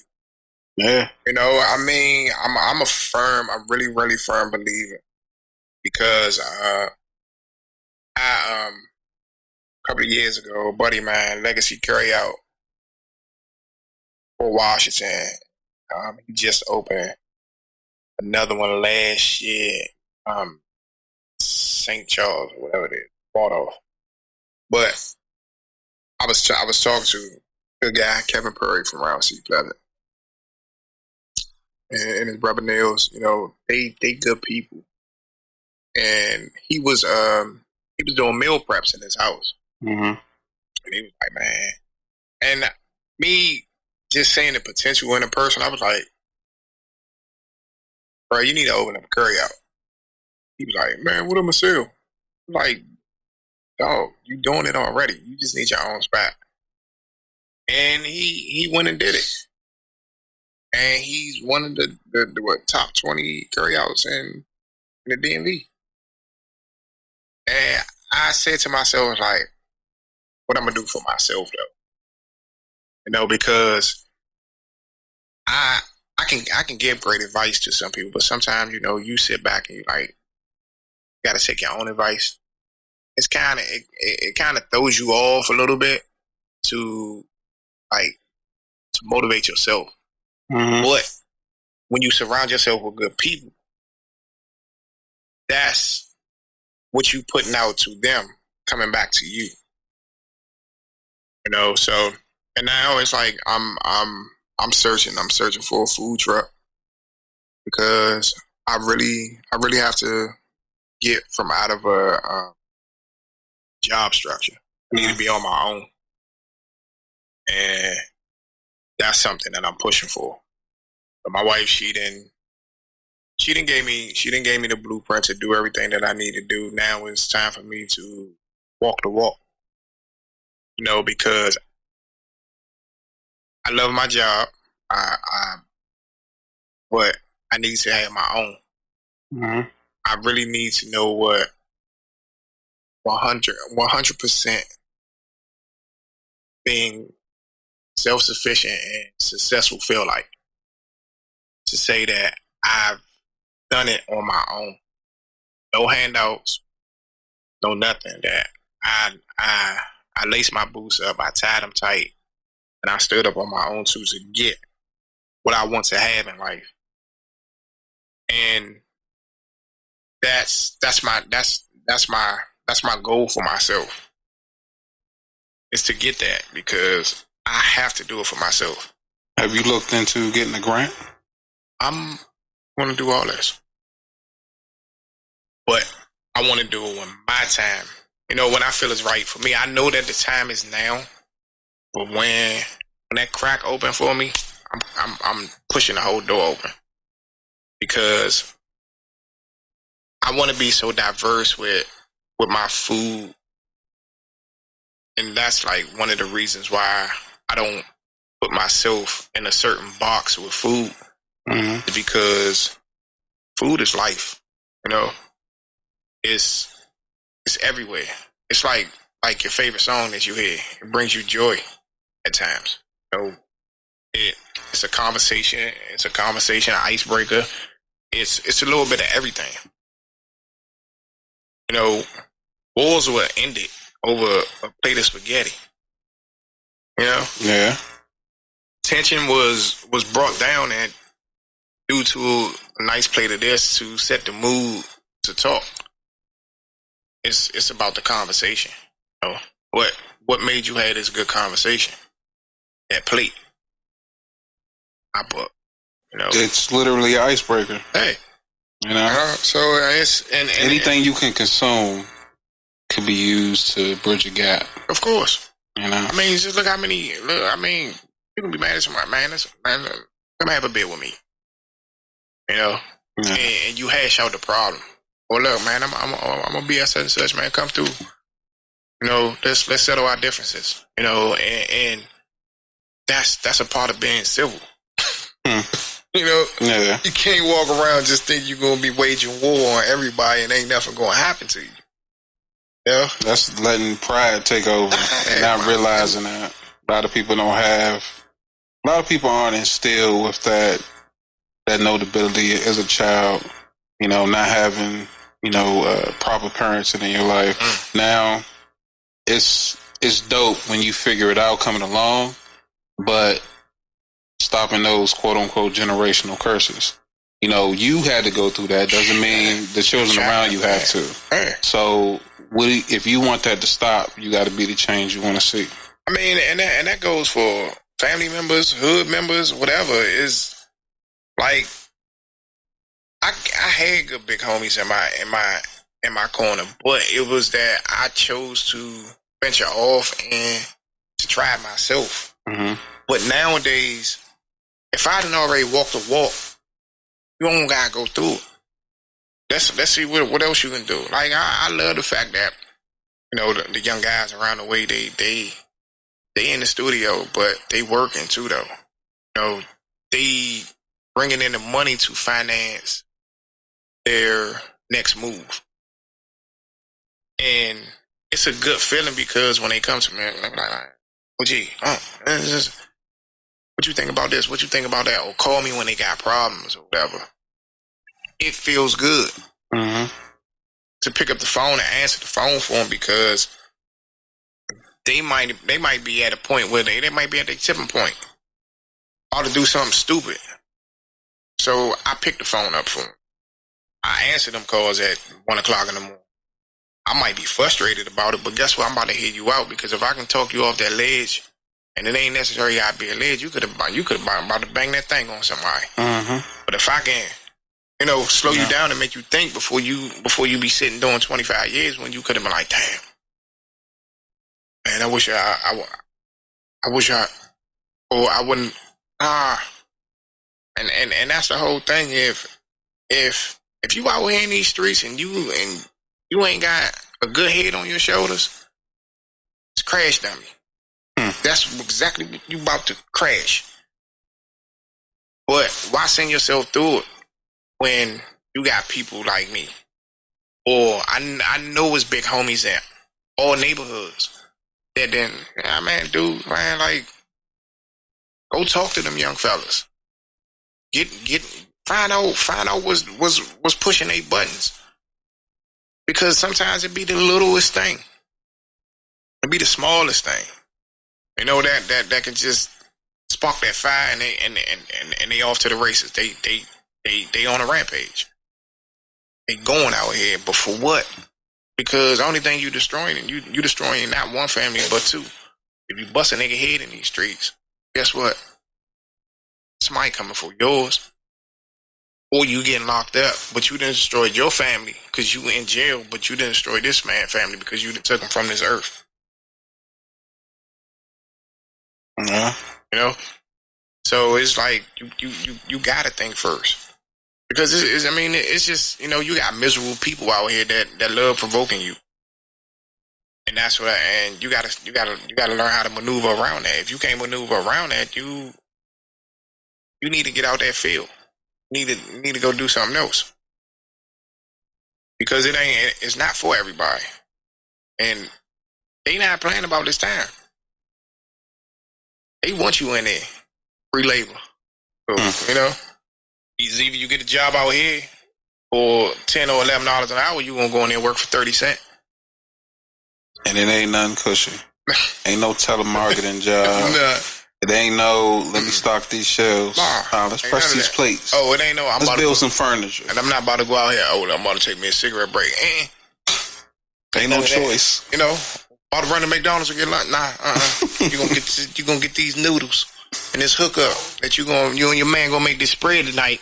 That's what's gonna happen. Your mayonnaise and your pickles and all that, your summer sauces, that's what you gonna be eating. Mm-hmm. Trying to fabricate that to any and everything that you could think of, from a pizza to a burrito to whatever. You know, that old French bread they used to give us in school. Yeah, you know, man, like, come on, man. I mean, you have a choice out here. Just don't make the wrong one. Make the right one before someone takes away your ability to have your own choice. Yeah, exactly. Because once you hit the doors, buzz in the morning, boom. You gotta get up, dog. Light click on. Ain't no peace in there. You're not getting no peace. I don't care how many books you read, how much meditation you think, you're not getting no peace. Because you're away from your family. Yeah, I refuse to let anybody bark orders at me or bark at me, period. And I'm a rebellious person. I can't go through that. Like, no. My brain ain't. It can't even. I'm going straight to the hole. Yeah, I'm locked down all the time then, because I'm going bonkers in there. Because it's lock in for what? Now is I fight the police, dog. I fight the police. Anybody know me? I got charges against the police. I hate to say it, but you're not just gonna do anything to me. Yeah. Intoxicated, sober, high or not. No, we not rocking like that. But I had to find my levels to it. I had to slow down doing a lot of stuff. Yeah. I mean, it was hard. Hard as hell. Making the transition from coming to the streets to working for, $9 an hour. The fuck is this? Getting paid every 2 weeks. Like, whoa. I can go buy me something and I can make my paycheck in one day. But it's the risk. Risk and reward. You know, so guess what? I'm going to get my ass up and go to work. I'm going to go ahead, climb this ladder and make it to a certain amount of money to be comfortable. But I'm never ever going to jeopardize myself again like that. And these niggas can't hold water nowadays. In the jug that's closed, they gonna drop it. You know, you just reminded me about something. I remember years ago when I used to work at Family Dollar. I was still in high school.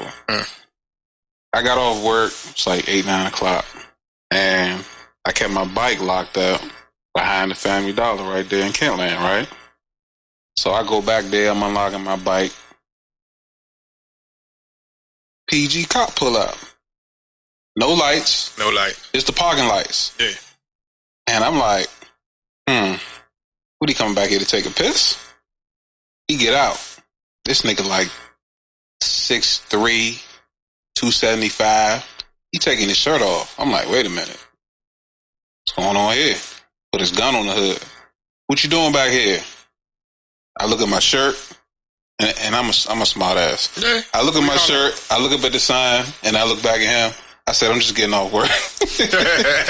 He like, let me see some ID. I look at my book bag. I look at him. I said, I got my school ID. He was smart ass, huh? I said, that's the only ID I got. And the motherfucker didn't even have a picture on it. Like, this is what I got. Like, my name tag and my ID name will match. And that's all I got. Another car pull up on the other side. 2 more dudes. What you got over here, Watts? That was his name, Watts. I'll never forget that shit. Say, look how you was trying to break in. Trying to break into my own job that I just got off from. Yeah, I just clocked out, dog. Yeah, with my crowbar, with my screwdriver. Like this is the shit I'm getting. I'm getting the full press. Head on the hood, going through my. They unzipped my book bag, dumped everything out on the ground. Notebook, paper, test, essays, all that shit hit the ground. Protractor, all this shit. I'm just like, wow, this shit ain't really worth it. I was making like $8.50, some shit like that. Something minute, but still, I'm like, this is some bullshit. And they run my name, nothing come back. Of course, they hit me with the same shit again. What you doing back here? I said, look, man, I'm just getting off work. I'm trying to go home. I stayed literally 5 minutes away. He was like, oh yeah. Well, it's been reports of people coming back here doing all types of shit. I'm like, I don't know about people. My name Terrence. And clearly I'm just trying to go about my business. He said, oh yeah? I'll tell you what. I don't like you. I'll get off work in 2 hours. If I see you out here, I'm gonna fuck you up. I said, you won't. And I dipped.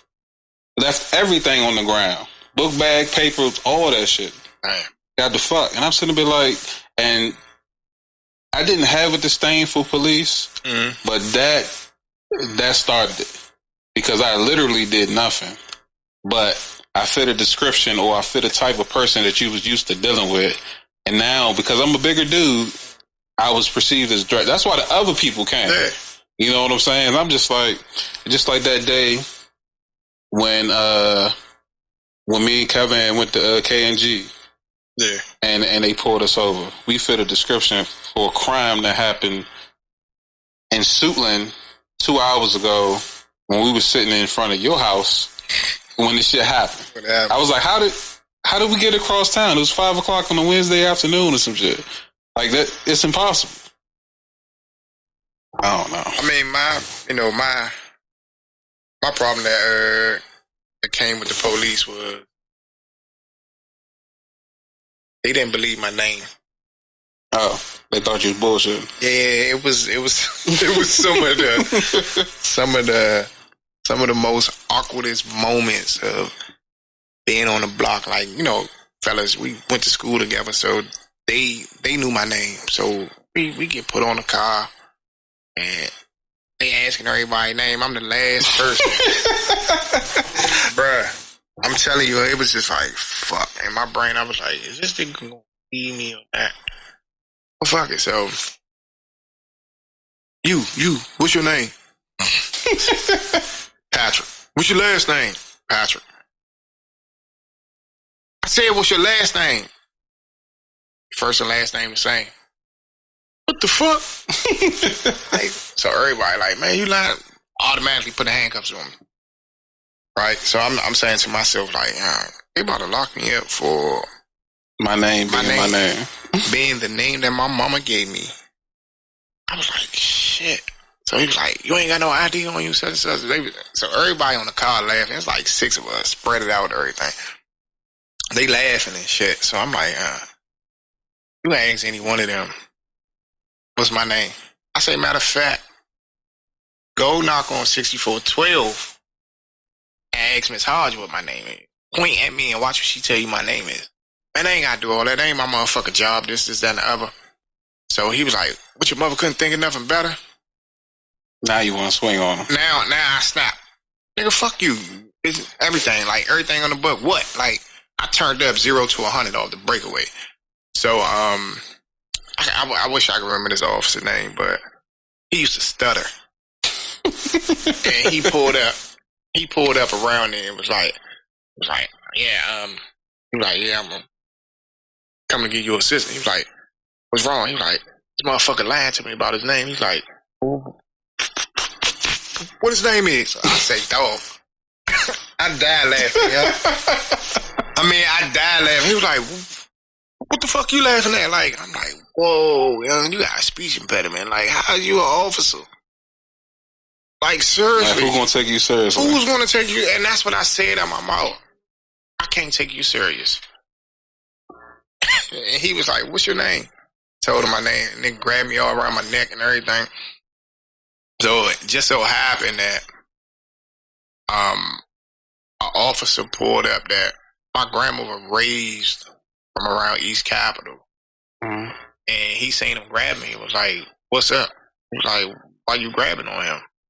He was like, cause motherfucking lying. He trying to give us an alias name, or he trying to be funny. He was like, you talking about Patrick? He was like, man, I know that man whole family.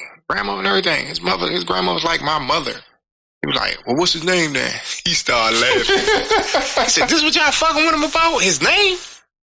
And he was like, yeah, because you sitting there lying to him. He was like, did he tell you his name is Patrick? And he was like, yeah. He was like, that's his name. Like, I got him from here. Took me to my grandmother's house. They told my grandmother, get this boy an ID. Get him an ID as soon as possible. He said, because if he going to be out here and he gets stopped and they don't believe him, they say it can go south. Mm-hmm. But it's just like, ever since then, it was school teachers, people at the bank. It was like, it started to become unique to me. Mm-hmm. I was like, oh, that's cool. Really? Oh, I ain't got to punch you in your face. So, but that's like most of my fights in middle school, elementary came from my name. Yeah. Like, it was fun, adapting to it and just like, I embrace it more than ever. I tell anybody, they're like, what's your name? Patrick. You serious? Yeah. Wow. That's like such and such. Yeah. Mm-hmm. Mario, John Johnson and stuff like that. I just be laughing though. But it's just, I don't know, it's a part of me.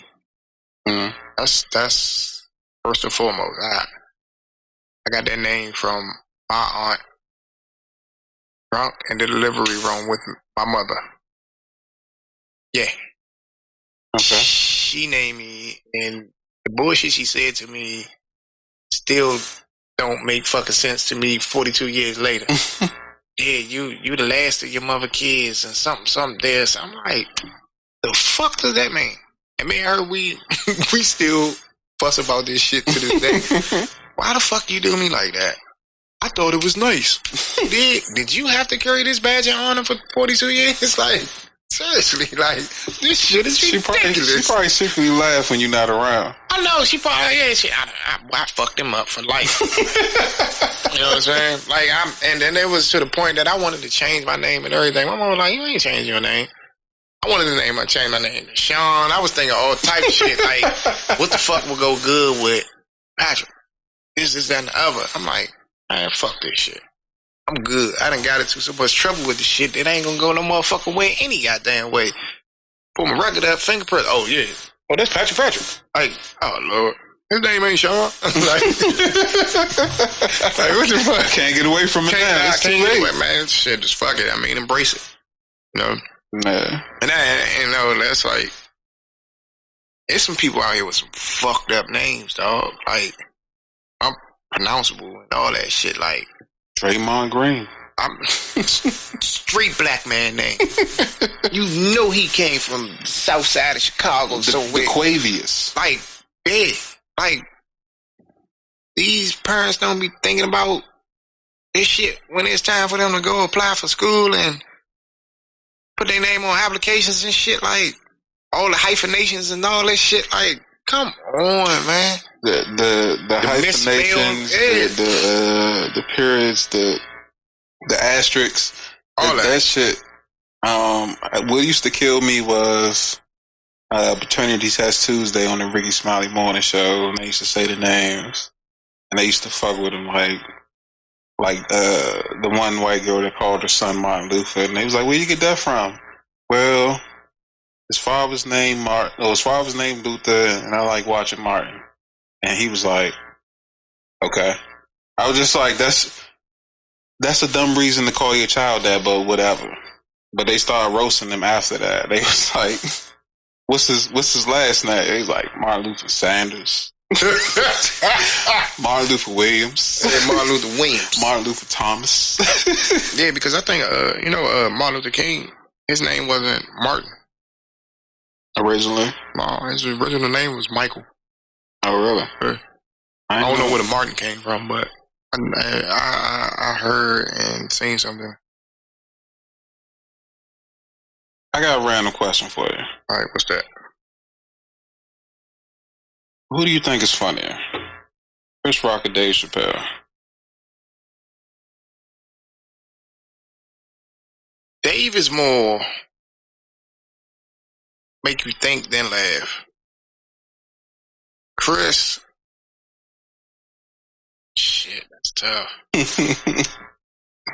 Chris is doing similarity to what Dave is doing now with his comedy.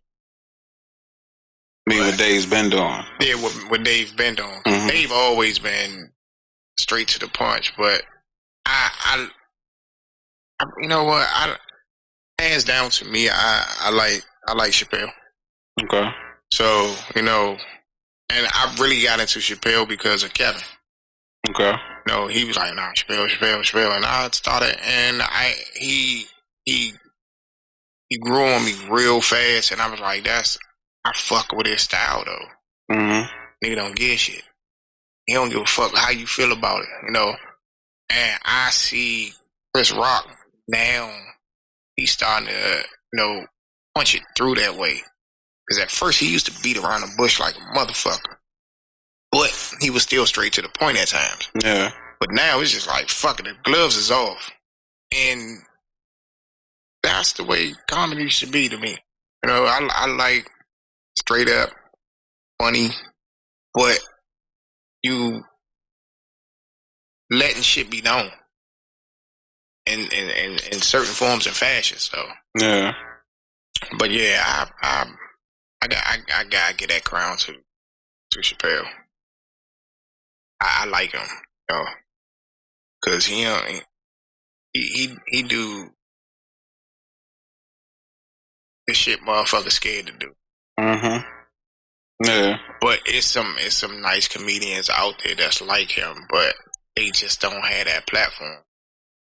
But Chappelle, that's my guy. I go with him. I knew he was different.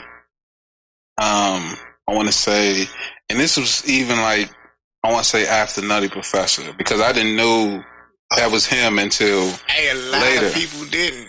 Yeah. Like, you realize that, like when Blue Street came out, how High came out, like, damn, that was. But when I saw the movie Screwed with him and Norm Macdonald, yeah, that jump to me was one of the most underrated, funniest movie. Danny DeVito was in that movie. Who the fuck else was in that movie? I forget the old white lady's name. But every time this motherfucker would get questioned by the police, he would just like panic and get to sweating, and then he'd hit the motherfucker with something. Like they was in the interrogation room talking to the cop, and he was like, and then he was just like, what are you sweating for? And the motherfucker grabbed the lamp and hit the cop over the head with the lamp. It's like, shit. no, McDonald was like, why you keep hitting people with shit? Motherfucker asked you a question. You stop bonking motherfucker. He was like, I told you, I was at the house. I didn't even know this Wilbur guy. He was like, but you said you guys went to school together. Like I said, I knew him, but I don't know him. It's like, that shit didn't make sense. But that's a classic for all you out there that haven't seen it yet. That early testament of what Dave Chappelle is. Yeah, I love his tactics. How he bluffed him, get what he wanted. Mm-hmm. As far and it's not one bluff, too. He know the game. He a master of what he do, you know. And that's learning your craft, knowing your worth. Nah. So many ways. Dave Chappelle says the shit that I think about on a daily basis. No, and that's why he gonna say it, because I mean, and this is no disrespect to the letter gang and the LGBTQs or whatever. Mm-hmm. He says it in a way that you can't get mad at him. Nah, because it's truth. Mm-hmm. You know, if you get mad at the truth, then you might as well just look how everybody got mad at Bill Burr's monologue from Saturday Night. Hey, Slim, that joint was real as fuck. Exactly, and all he did was spoke his truth in his way and made it relatable for people to understand and laugh at the same time. Yep. Because he's one of those people that, regardless of what you say about it, he's just a funny dude who speaks some real shit at the same time.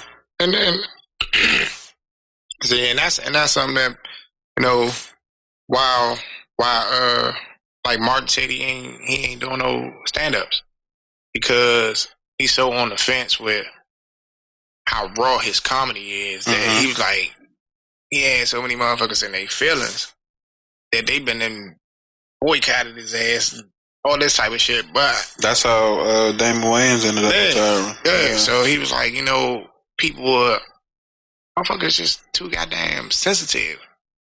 You know, and this shit is fucking crazy. Yeah. Like, you can't say shit nowadays. Like, you gotta watch your mouth like you in church. Like, everywhere though. Everywhere though. Everything is police. Yeah, everything. So it's like First Amendment, freedom of speech, right? I should be able to say what the fuck I feel like at any goddamn time. Yeah. How you perceive it is a different thing. You know what I'm saying? So it's a catch-22 in everyday speech these days, and that's sad, but it's the reality that we live in. Look, when do we get there? When? Yeah.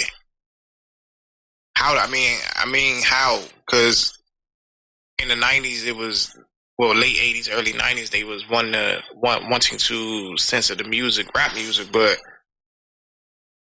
the metal and the horror rock people was saying just as much as what rap people said. So, to be honest with you, I think that once technology advanced and people who weren't being heard before had a voice through, you know, social media or other outlets or things like that, or forms of communication, I think that was the birth of the mass population of the PC culture, and that created a shift. Now, how it affected people, because there were plenty of people laughing, but there was also people sitting in those crowds thinking, hey man, this is fucked up. Yeah. So now that they're not muffled, it's getting brought to the top, and there's people that's championing. I'm not saying that everything that someone is saying is wrong, but like Dave Chappelle said, when he went on the crowd and he was like, I'm going to try to take everything away from you just for something you said 20 years ago. Because people take up these fights and they don't do the full research. They just say, oh, here go a cause, let me take it. It's like the new gentrification, except it's taking away the power of speech. It's just like your mother told you when you was younger. A person can call you whatever they want, but if they put their hands on you, you have the right to whoop their ass. You know what I'm saying? And it's the same thing. You can say whatever you want. Yeah. You know? But you gotta word that shit. Yeah, like now, you have to be careful the way you carry it, because the powers that be, they will try to fuck you over. See, but that comes with giving them too much control.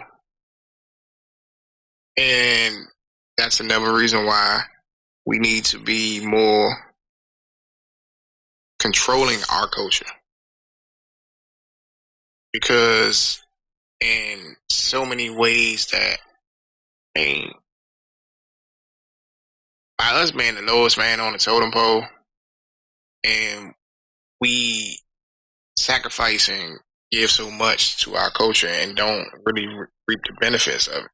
I think that control isn't the issue. I think that empowerment of it is.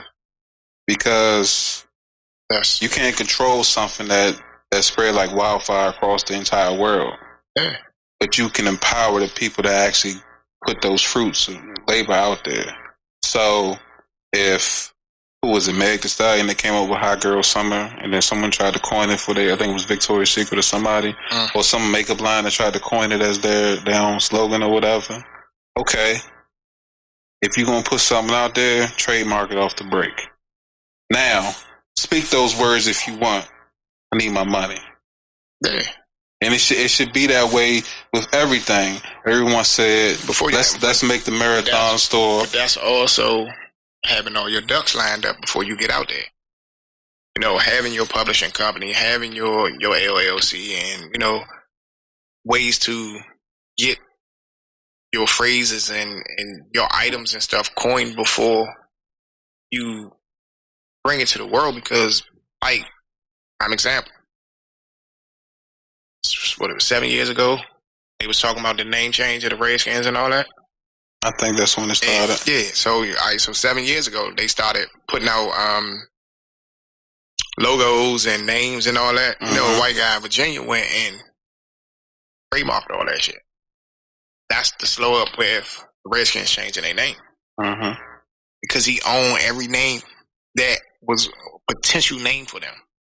The Washington Generals, the Red Wolves, I think it was the Leopards. It was all them names that came up in that little, in this little, I think it was an article in the Washington Post. But he went out and trademarked all of them. But he's trying to get money for basically so his family can have money for the rest of their life. He want to take a payout, but he want a percentage of this, and they not bucking. So it's gonna happen for him because all their main potential names and what number 2 left, he already owned them. So you got to get a man the money. He beat you to the punch. Yeah, that's like Kevin Gates. One of the dudes that he was close with trademarked his name. He had to buy his name back from him. That's crazy. Because you let a man beat you to the punch. You know? That's, but that's, gotta watch people that's around you. Yeah. You know? I mean, that's part of life. You just can't walk out in the wilderness all day and walk and not knowing that mountain lion in the bushes creeping with you, waiting for you to get into a open field so he can tear your ass up. You know? One of my favorite jokes from Richard Pryor when he was talking about being out in wilderness, and he was just like, "Hey, what you do with the gun?" He was like, "Why? There's a bear right beside you." He was like, I ain't bring it. Well, which way you gonna run? Why? Because I don't want to run your ass over when I start. Like, well, ooh, bitch, get out the way. Get the fuck out the way. That shit always make me laugh when I think about that shit. That sounds like some shit that happened to me, though. Man, it's... Oh, no, man. It's just a good thing, man. It's a really good thing. I got another random question for you. Shoot. Who do you think's a better actress? Angela Bassett or Viola Davis?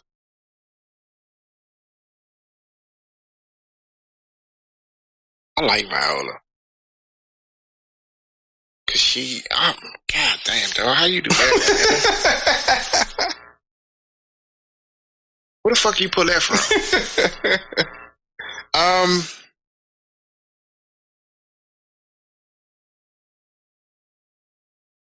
I'm gonna go with Viola. Okay.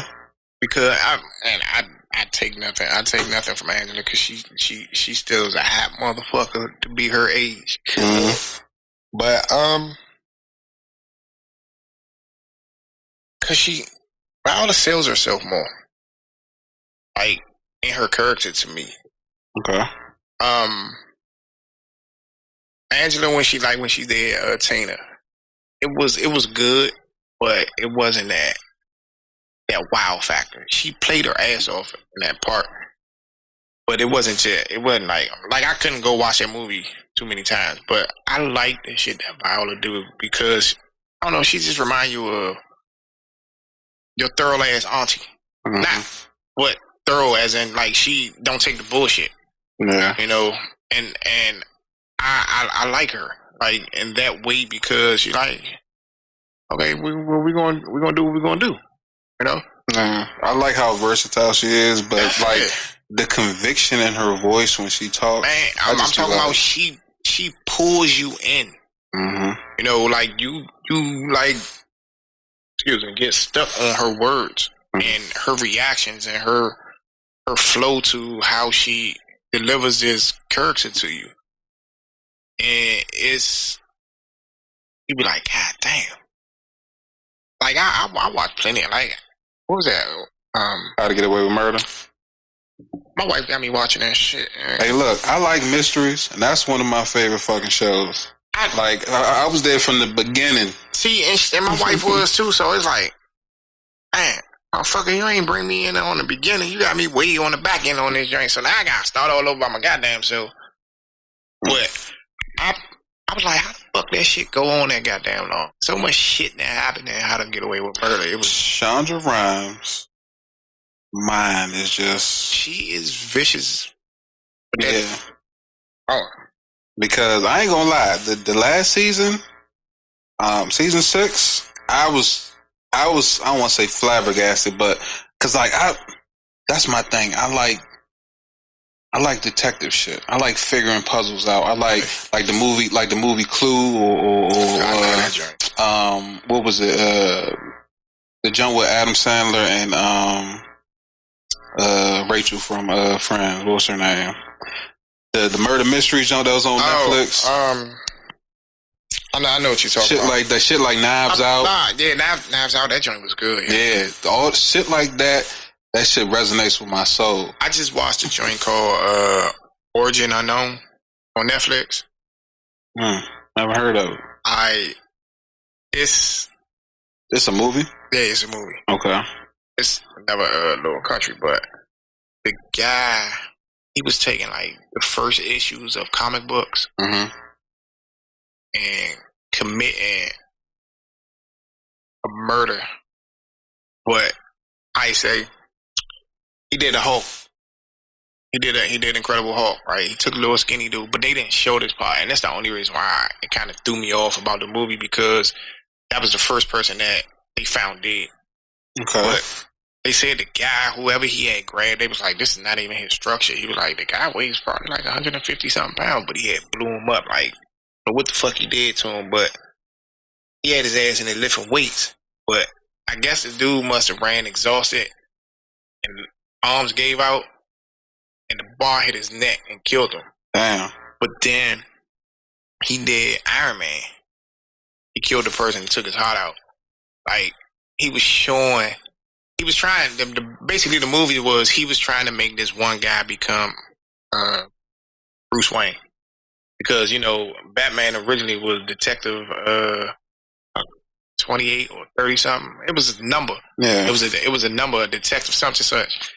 And he was trying to become the villain to give the city some type of hope or some shit he was doing. Yeah. But he did Spider-Man, he hung nigga up from motherfucking in the steeple, hung his ass up, had it look like shit looked fucking crazy. Yeah. But what was crazy about the movie was the main character, well, the dad, he was the first main character in it, but he was retired because he found out that he had cancer or whatever. And his son ran a comic book shop. So the new detective that came was the dad's replacement. Okay. So, and his mom, the backstory of it was the dude who set everything off played him into being the role of Batman in so many ways. Like, he killed his mother, killed his father, and all that when he was young. This shit crazy, dog. I was like, damn. And come to find, I don't even want to tell you no more about it because I want you to watch this shit. Spoiler alert. I know, dog. I'm poor at telling people to watch a good movie because I get to tell them about it. But the joint was good, though. He really actually accomplished what he set out to do as a villain. Yeah. I was just like, I was blown away, though. Joint was good, though. Mm. And I mean, like, I do like just watching random ass movies. Yeah. You seen The Family with Robert De Niro? What? The Family. Check that out on Netflix. All right. Old Michelle Pfeiffer's in it. Old mobster type movie, shoot 'em up type shit, but oh yeah, I need it. It got its funny elements to it. I definitely need that in my life because I'm watching Bad Blood right now. Bad Blood? Bad Blood. I think I heard of that. It's based off the I don't even know how you really can say the Canadian mob, but god damn, this shit just don't even roll off your tongue right, like mafia and Canada. Yeah. But that joint is good. Like I like that joint. It's a little different from your typical mafia because it's just not. It's a mob boss, and there's a couple of other families up there, but the main character, he fucking with everybody, the bikers, the Haitians that's up there, all that. Like, he got them in control. They doing business together, but it's motherfuckers from New York that's trying to come in and take over. I was about to say, it sound like Omar from The Wild. Like you said, he fucking with people. I was like, oh, that's what you meant. Yeah. So he kind of he making sure that they buying shit from him at the best price, but keeping them in control. But now this shit just went fucking bonkers on. Man, I'm on the second season. I'm like, joint kind of good. I hope they bring another joint. You down with The Mandalorian? I finished it. I know season 2 is in the works, and I seen a post in the works. That motherfucker be out the end of this goddamn month. Oh yeah, waiting on that shit. You know how much money they spent on that show? I don't give a fuck. I know that joint good. I spent my goddamn money for Disney Plus, and I want to watch that shit. That was the flip though. So that's the reason why they got Disney Plus. Yeah, they spent about $20 million an episode, right? Shit. Specs, rights, location, actor budget, all that shit, right? They go to flip. Disney Plus, what, $7? Mm-hmm. I don't think they got more than one package, do they? $7, right? I mean, I got the bundle joint, so. With the Hulu and the ESPN? Yeah, I'm sharp. So, and it dropped February. In March, They sold 100 million subscriptions. I can believe it. I can believe it. I mean, drop in the hat compared to what they spent per episode. So 20 million episode is 8 episodes. This one probably had about 8 or 9. So they made almost $1 billion off the app alone. God. That's just the app. That's just the app? Just the app. Think about everything that Disney owns. But look what they doing though. They pre-order and giving you Mulan and shit for $30 fucking dollars. You think? I'm mad because I'm pissed off at Disney Young because when they did Aladdin was good. They had the fucking genie. They had a fucking flying carpet. How the fuck you ain't put Mushu in this goddamn movie? Okay, so let me ask you this: when you saw the trailer, did you think it was gonna be good? What? Mulan? Yeah. I mean, I know it's gonna be good because I like the cartoon one. It was good. Okay, so that goes back. That for me, it goes back to let's kick some honey buns. So it goes back to choosing what you consume.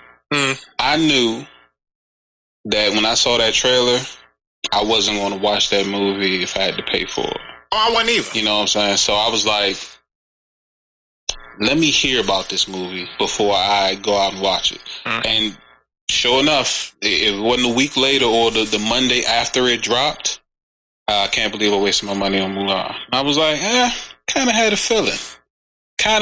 Just based off the trailer.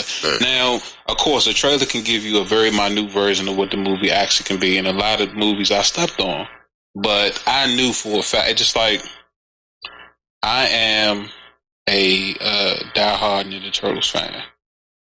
And when the new ones came out a few years ago, I was like, them choices is good to me.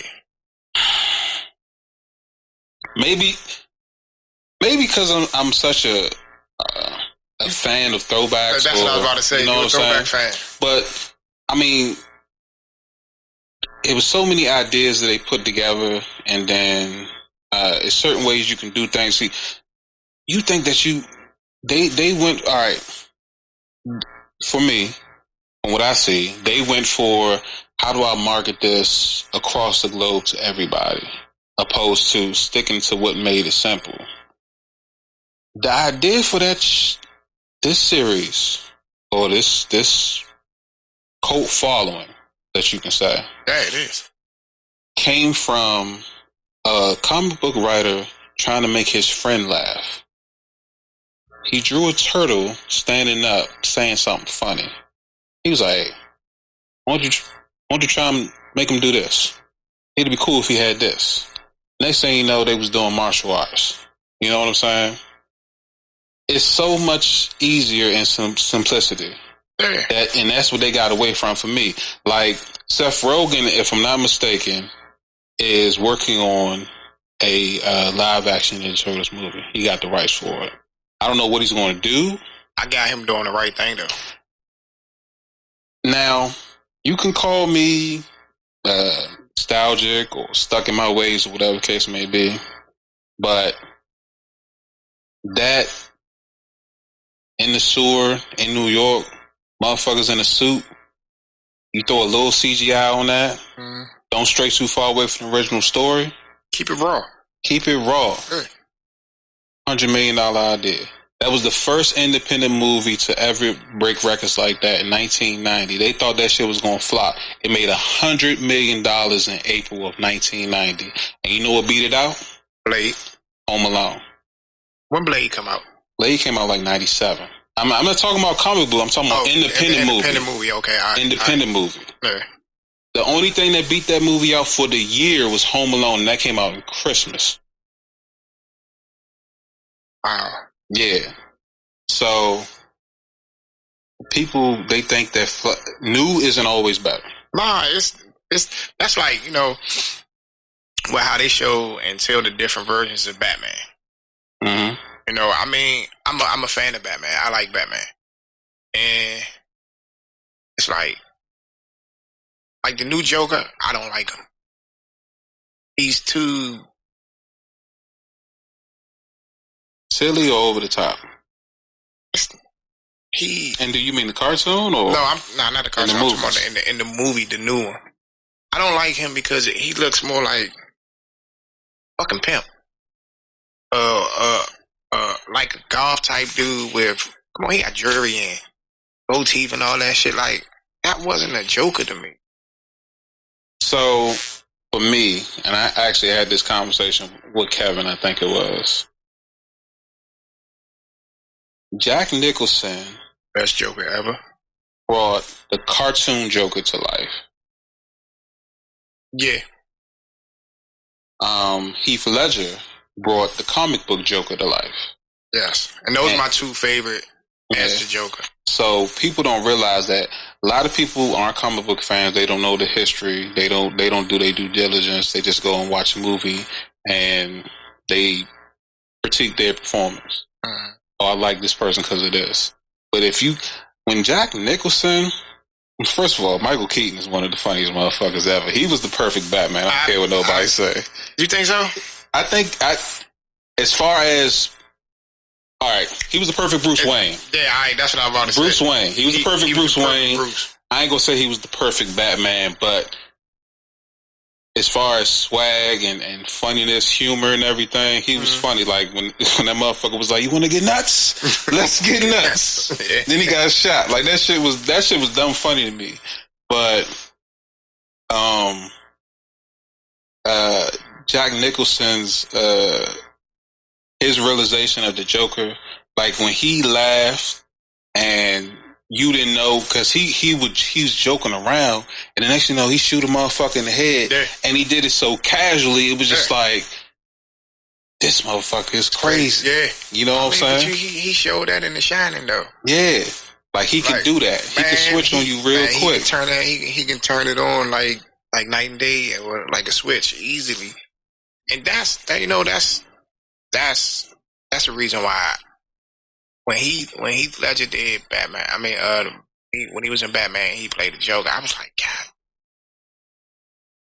you see the depth of pain and the scurriness in him with that shit. It was just like, I'm fucking with it.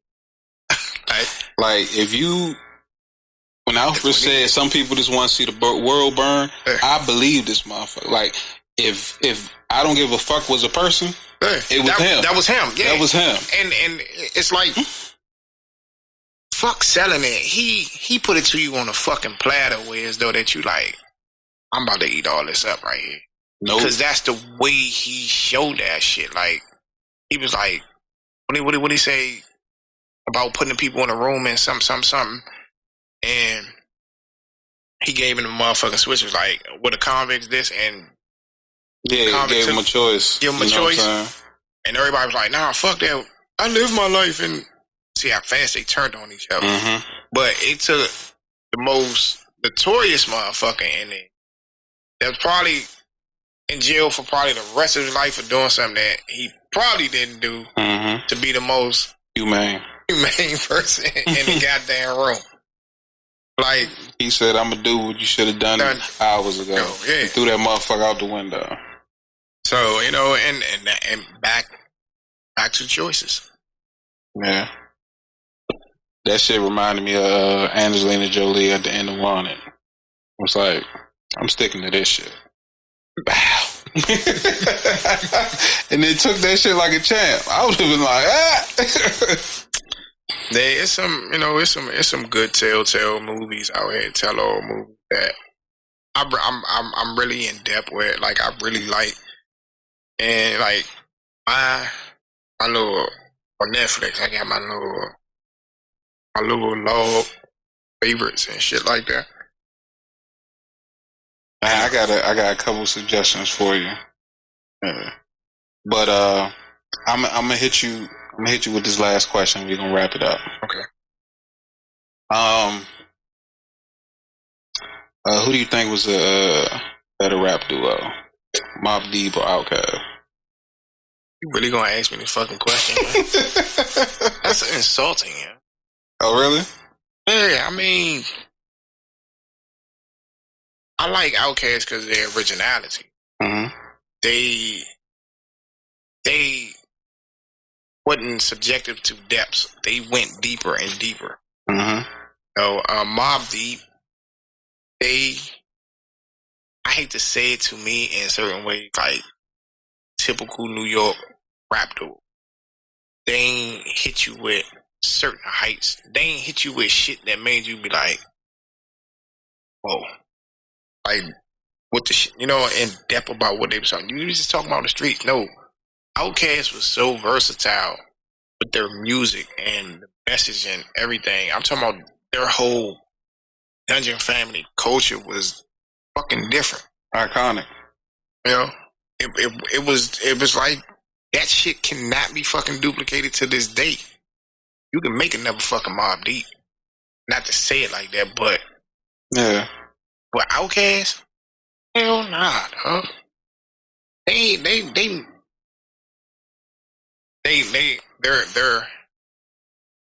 at the top, at the top of my list as rap duos. And I've listened to all the Mobb Deep music, Temperature Rising and all that. Like they got some classic joints, but who would you put up there with Outkast? Like Method and Red? Matt Red would be my number 3 or number 4. Okay. Because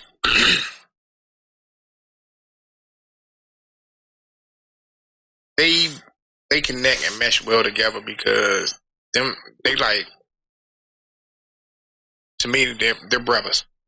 Mm-hmm. Big brother, little brother, however you want to say it. They can be twins, all the fuck I care, but they complement each other so well that they chemistry, they on stage performer, off stage performance is just like when you see Red now, he's the adopted member of Wu-Tang. Like, okay. You can't. That's like so a brotherly bond. I guess a better question should have been Outkast or UGK. Of course, that's just how I go.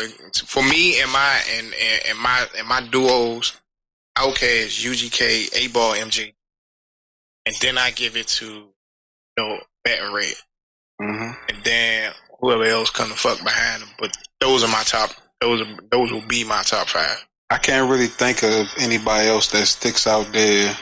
That and really, all of them started around the same time. Yeah, except for and still relevant to this day. Yeah, and that's because Push Entertainment, A-Ball and them, they redid like 15 of their songs with all live instruments.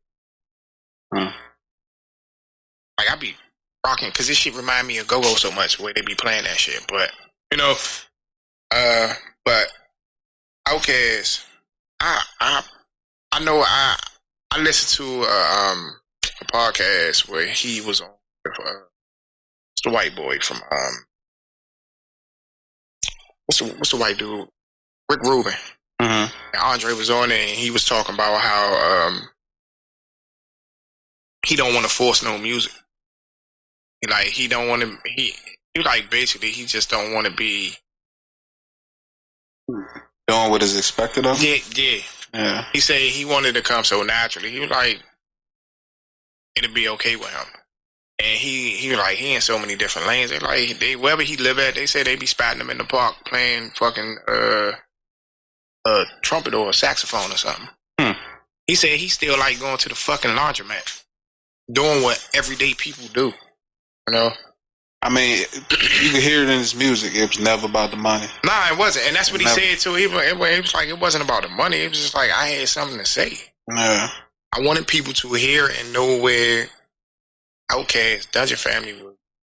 What Atlanta was, and it's so many different scenes in Atlanta as far as music. It's crazy. Like they got their little dance scene and all that. They whatever type of dance they had, dance craze that they was doing the same time that they had came out. Like when you really sit back and look at them, like to me they are unmatched. Cause to me, Andre was always out of this universe, some goddamn way, or some down some rabbit hole, wormhole, or whatever. But Big Boy was, I'm giving it to you raw, uncut, gutter. But I got a sprinkle of Dre on me. He sprinkled Dre with a little bit of him. And then that made them a perfect combination. Like, I still listen to them and speak about Aquemini and all that. Like, those AT Aliens, you know, I think I still listen to 7 playlistic Cadillac from music all the time. Mm-hmm. And I'm a throwback music junkie. Like, I got shit that I'm listening to still from the 90s. G2K. Yes. In my car, on my door right now. Tila. On my door right now. Like, I got all my Rap A Lot shit that I can just grab to my disposal. Ghetto D. Like, man, at one point, I had over 2,500 CDs? I can't tell y'all how I got them, because, I mean, y'all niggas might be wanting insurance money for your car and shit. It's like, everyone had that big book. Damn, dog, I had 4 of them. I had 4 of them joints.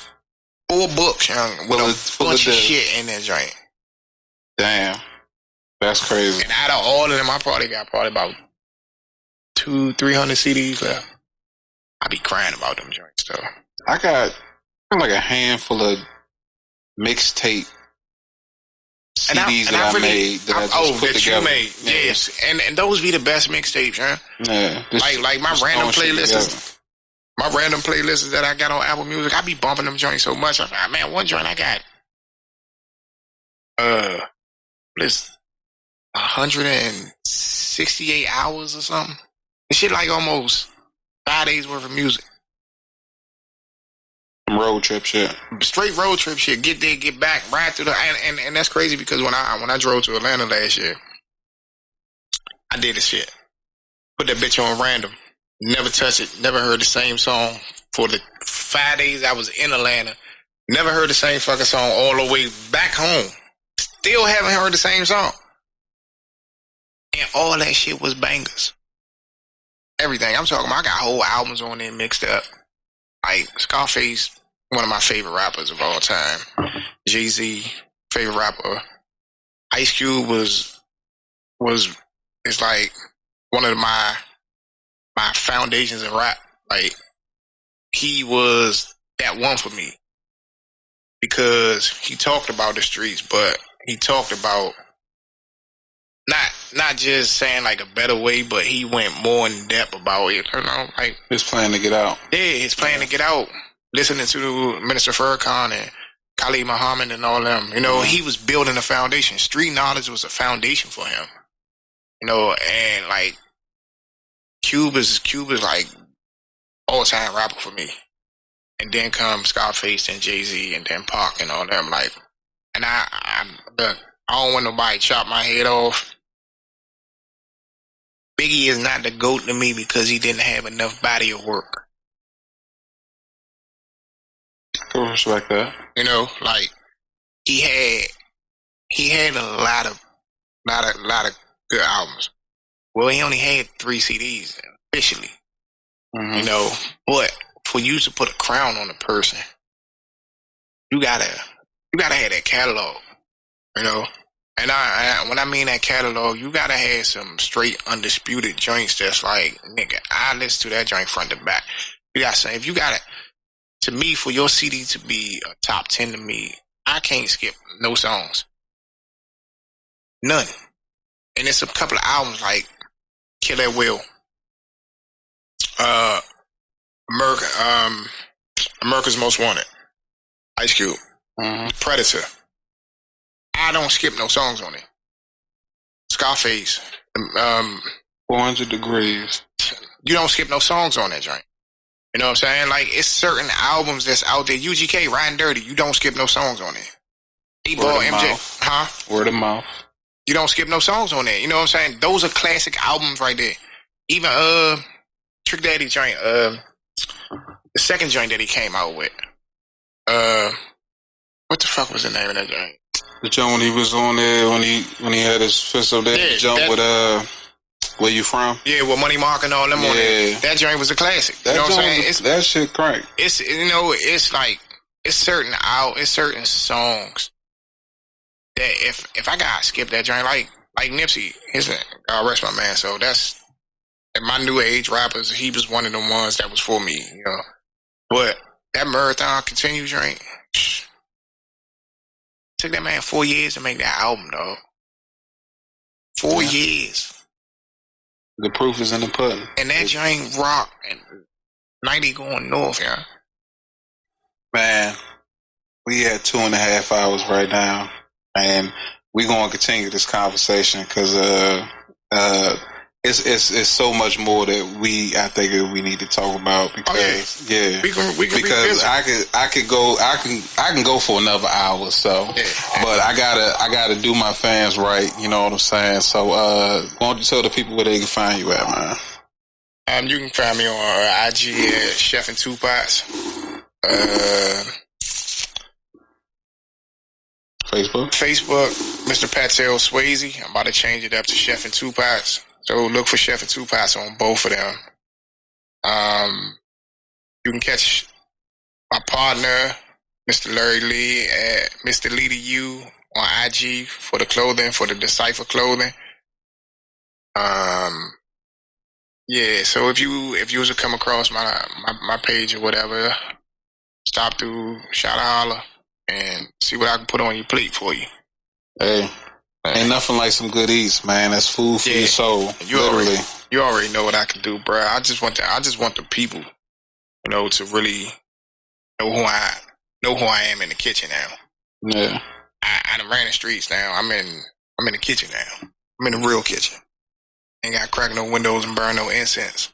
Got exhaust fan on. You trying to get people to know you through your food, through your product. I'm there because I am my food. So that's what it's about, though.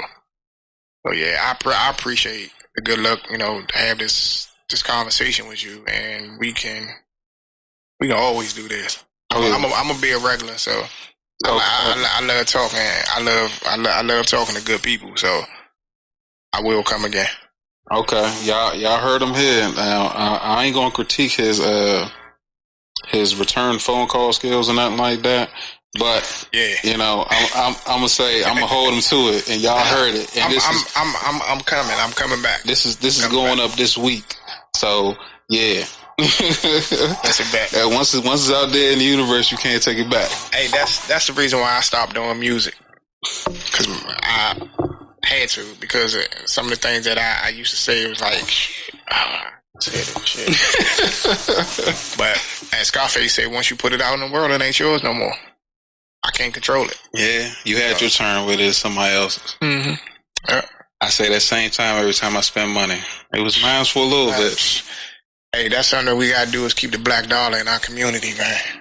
First and foremost, and we need to work on that as a whole. Yeah, you're right.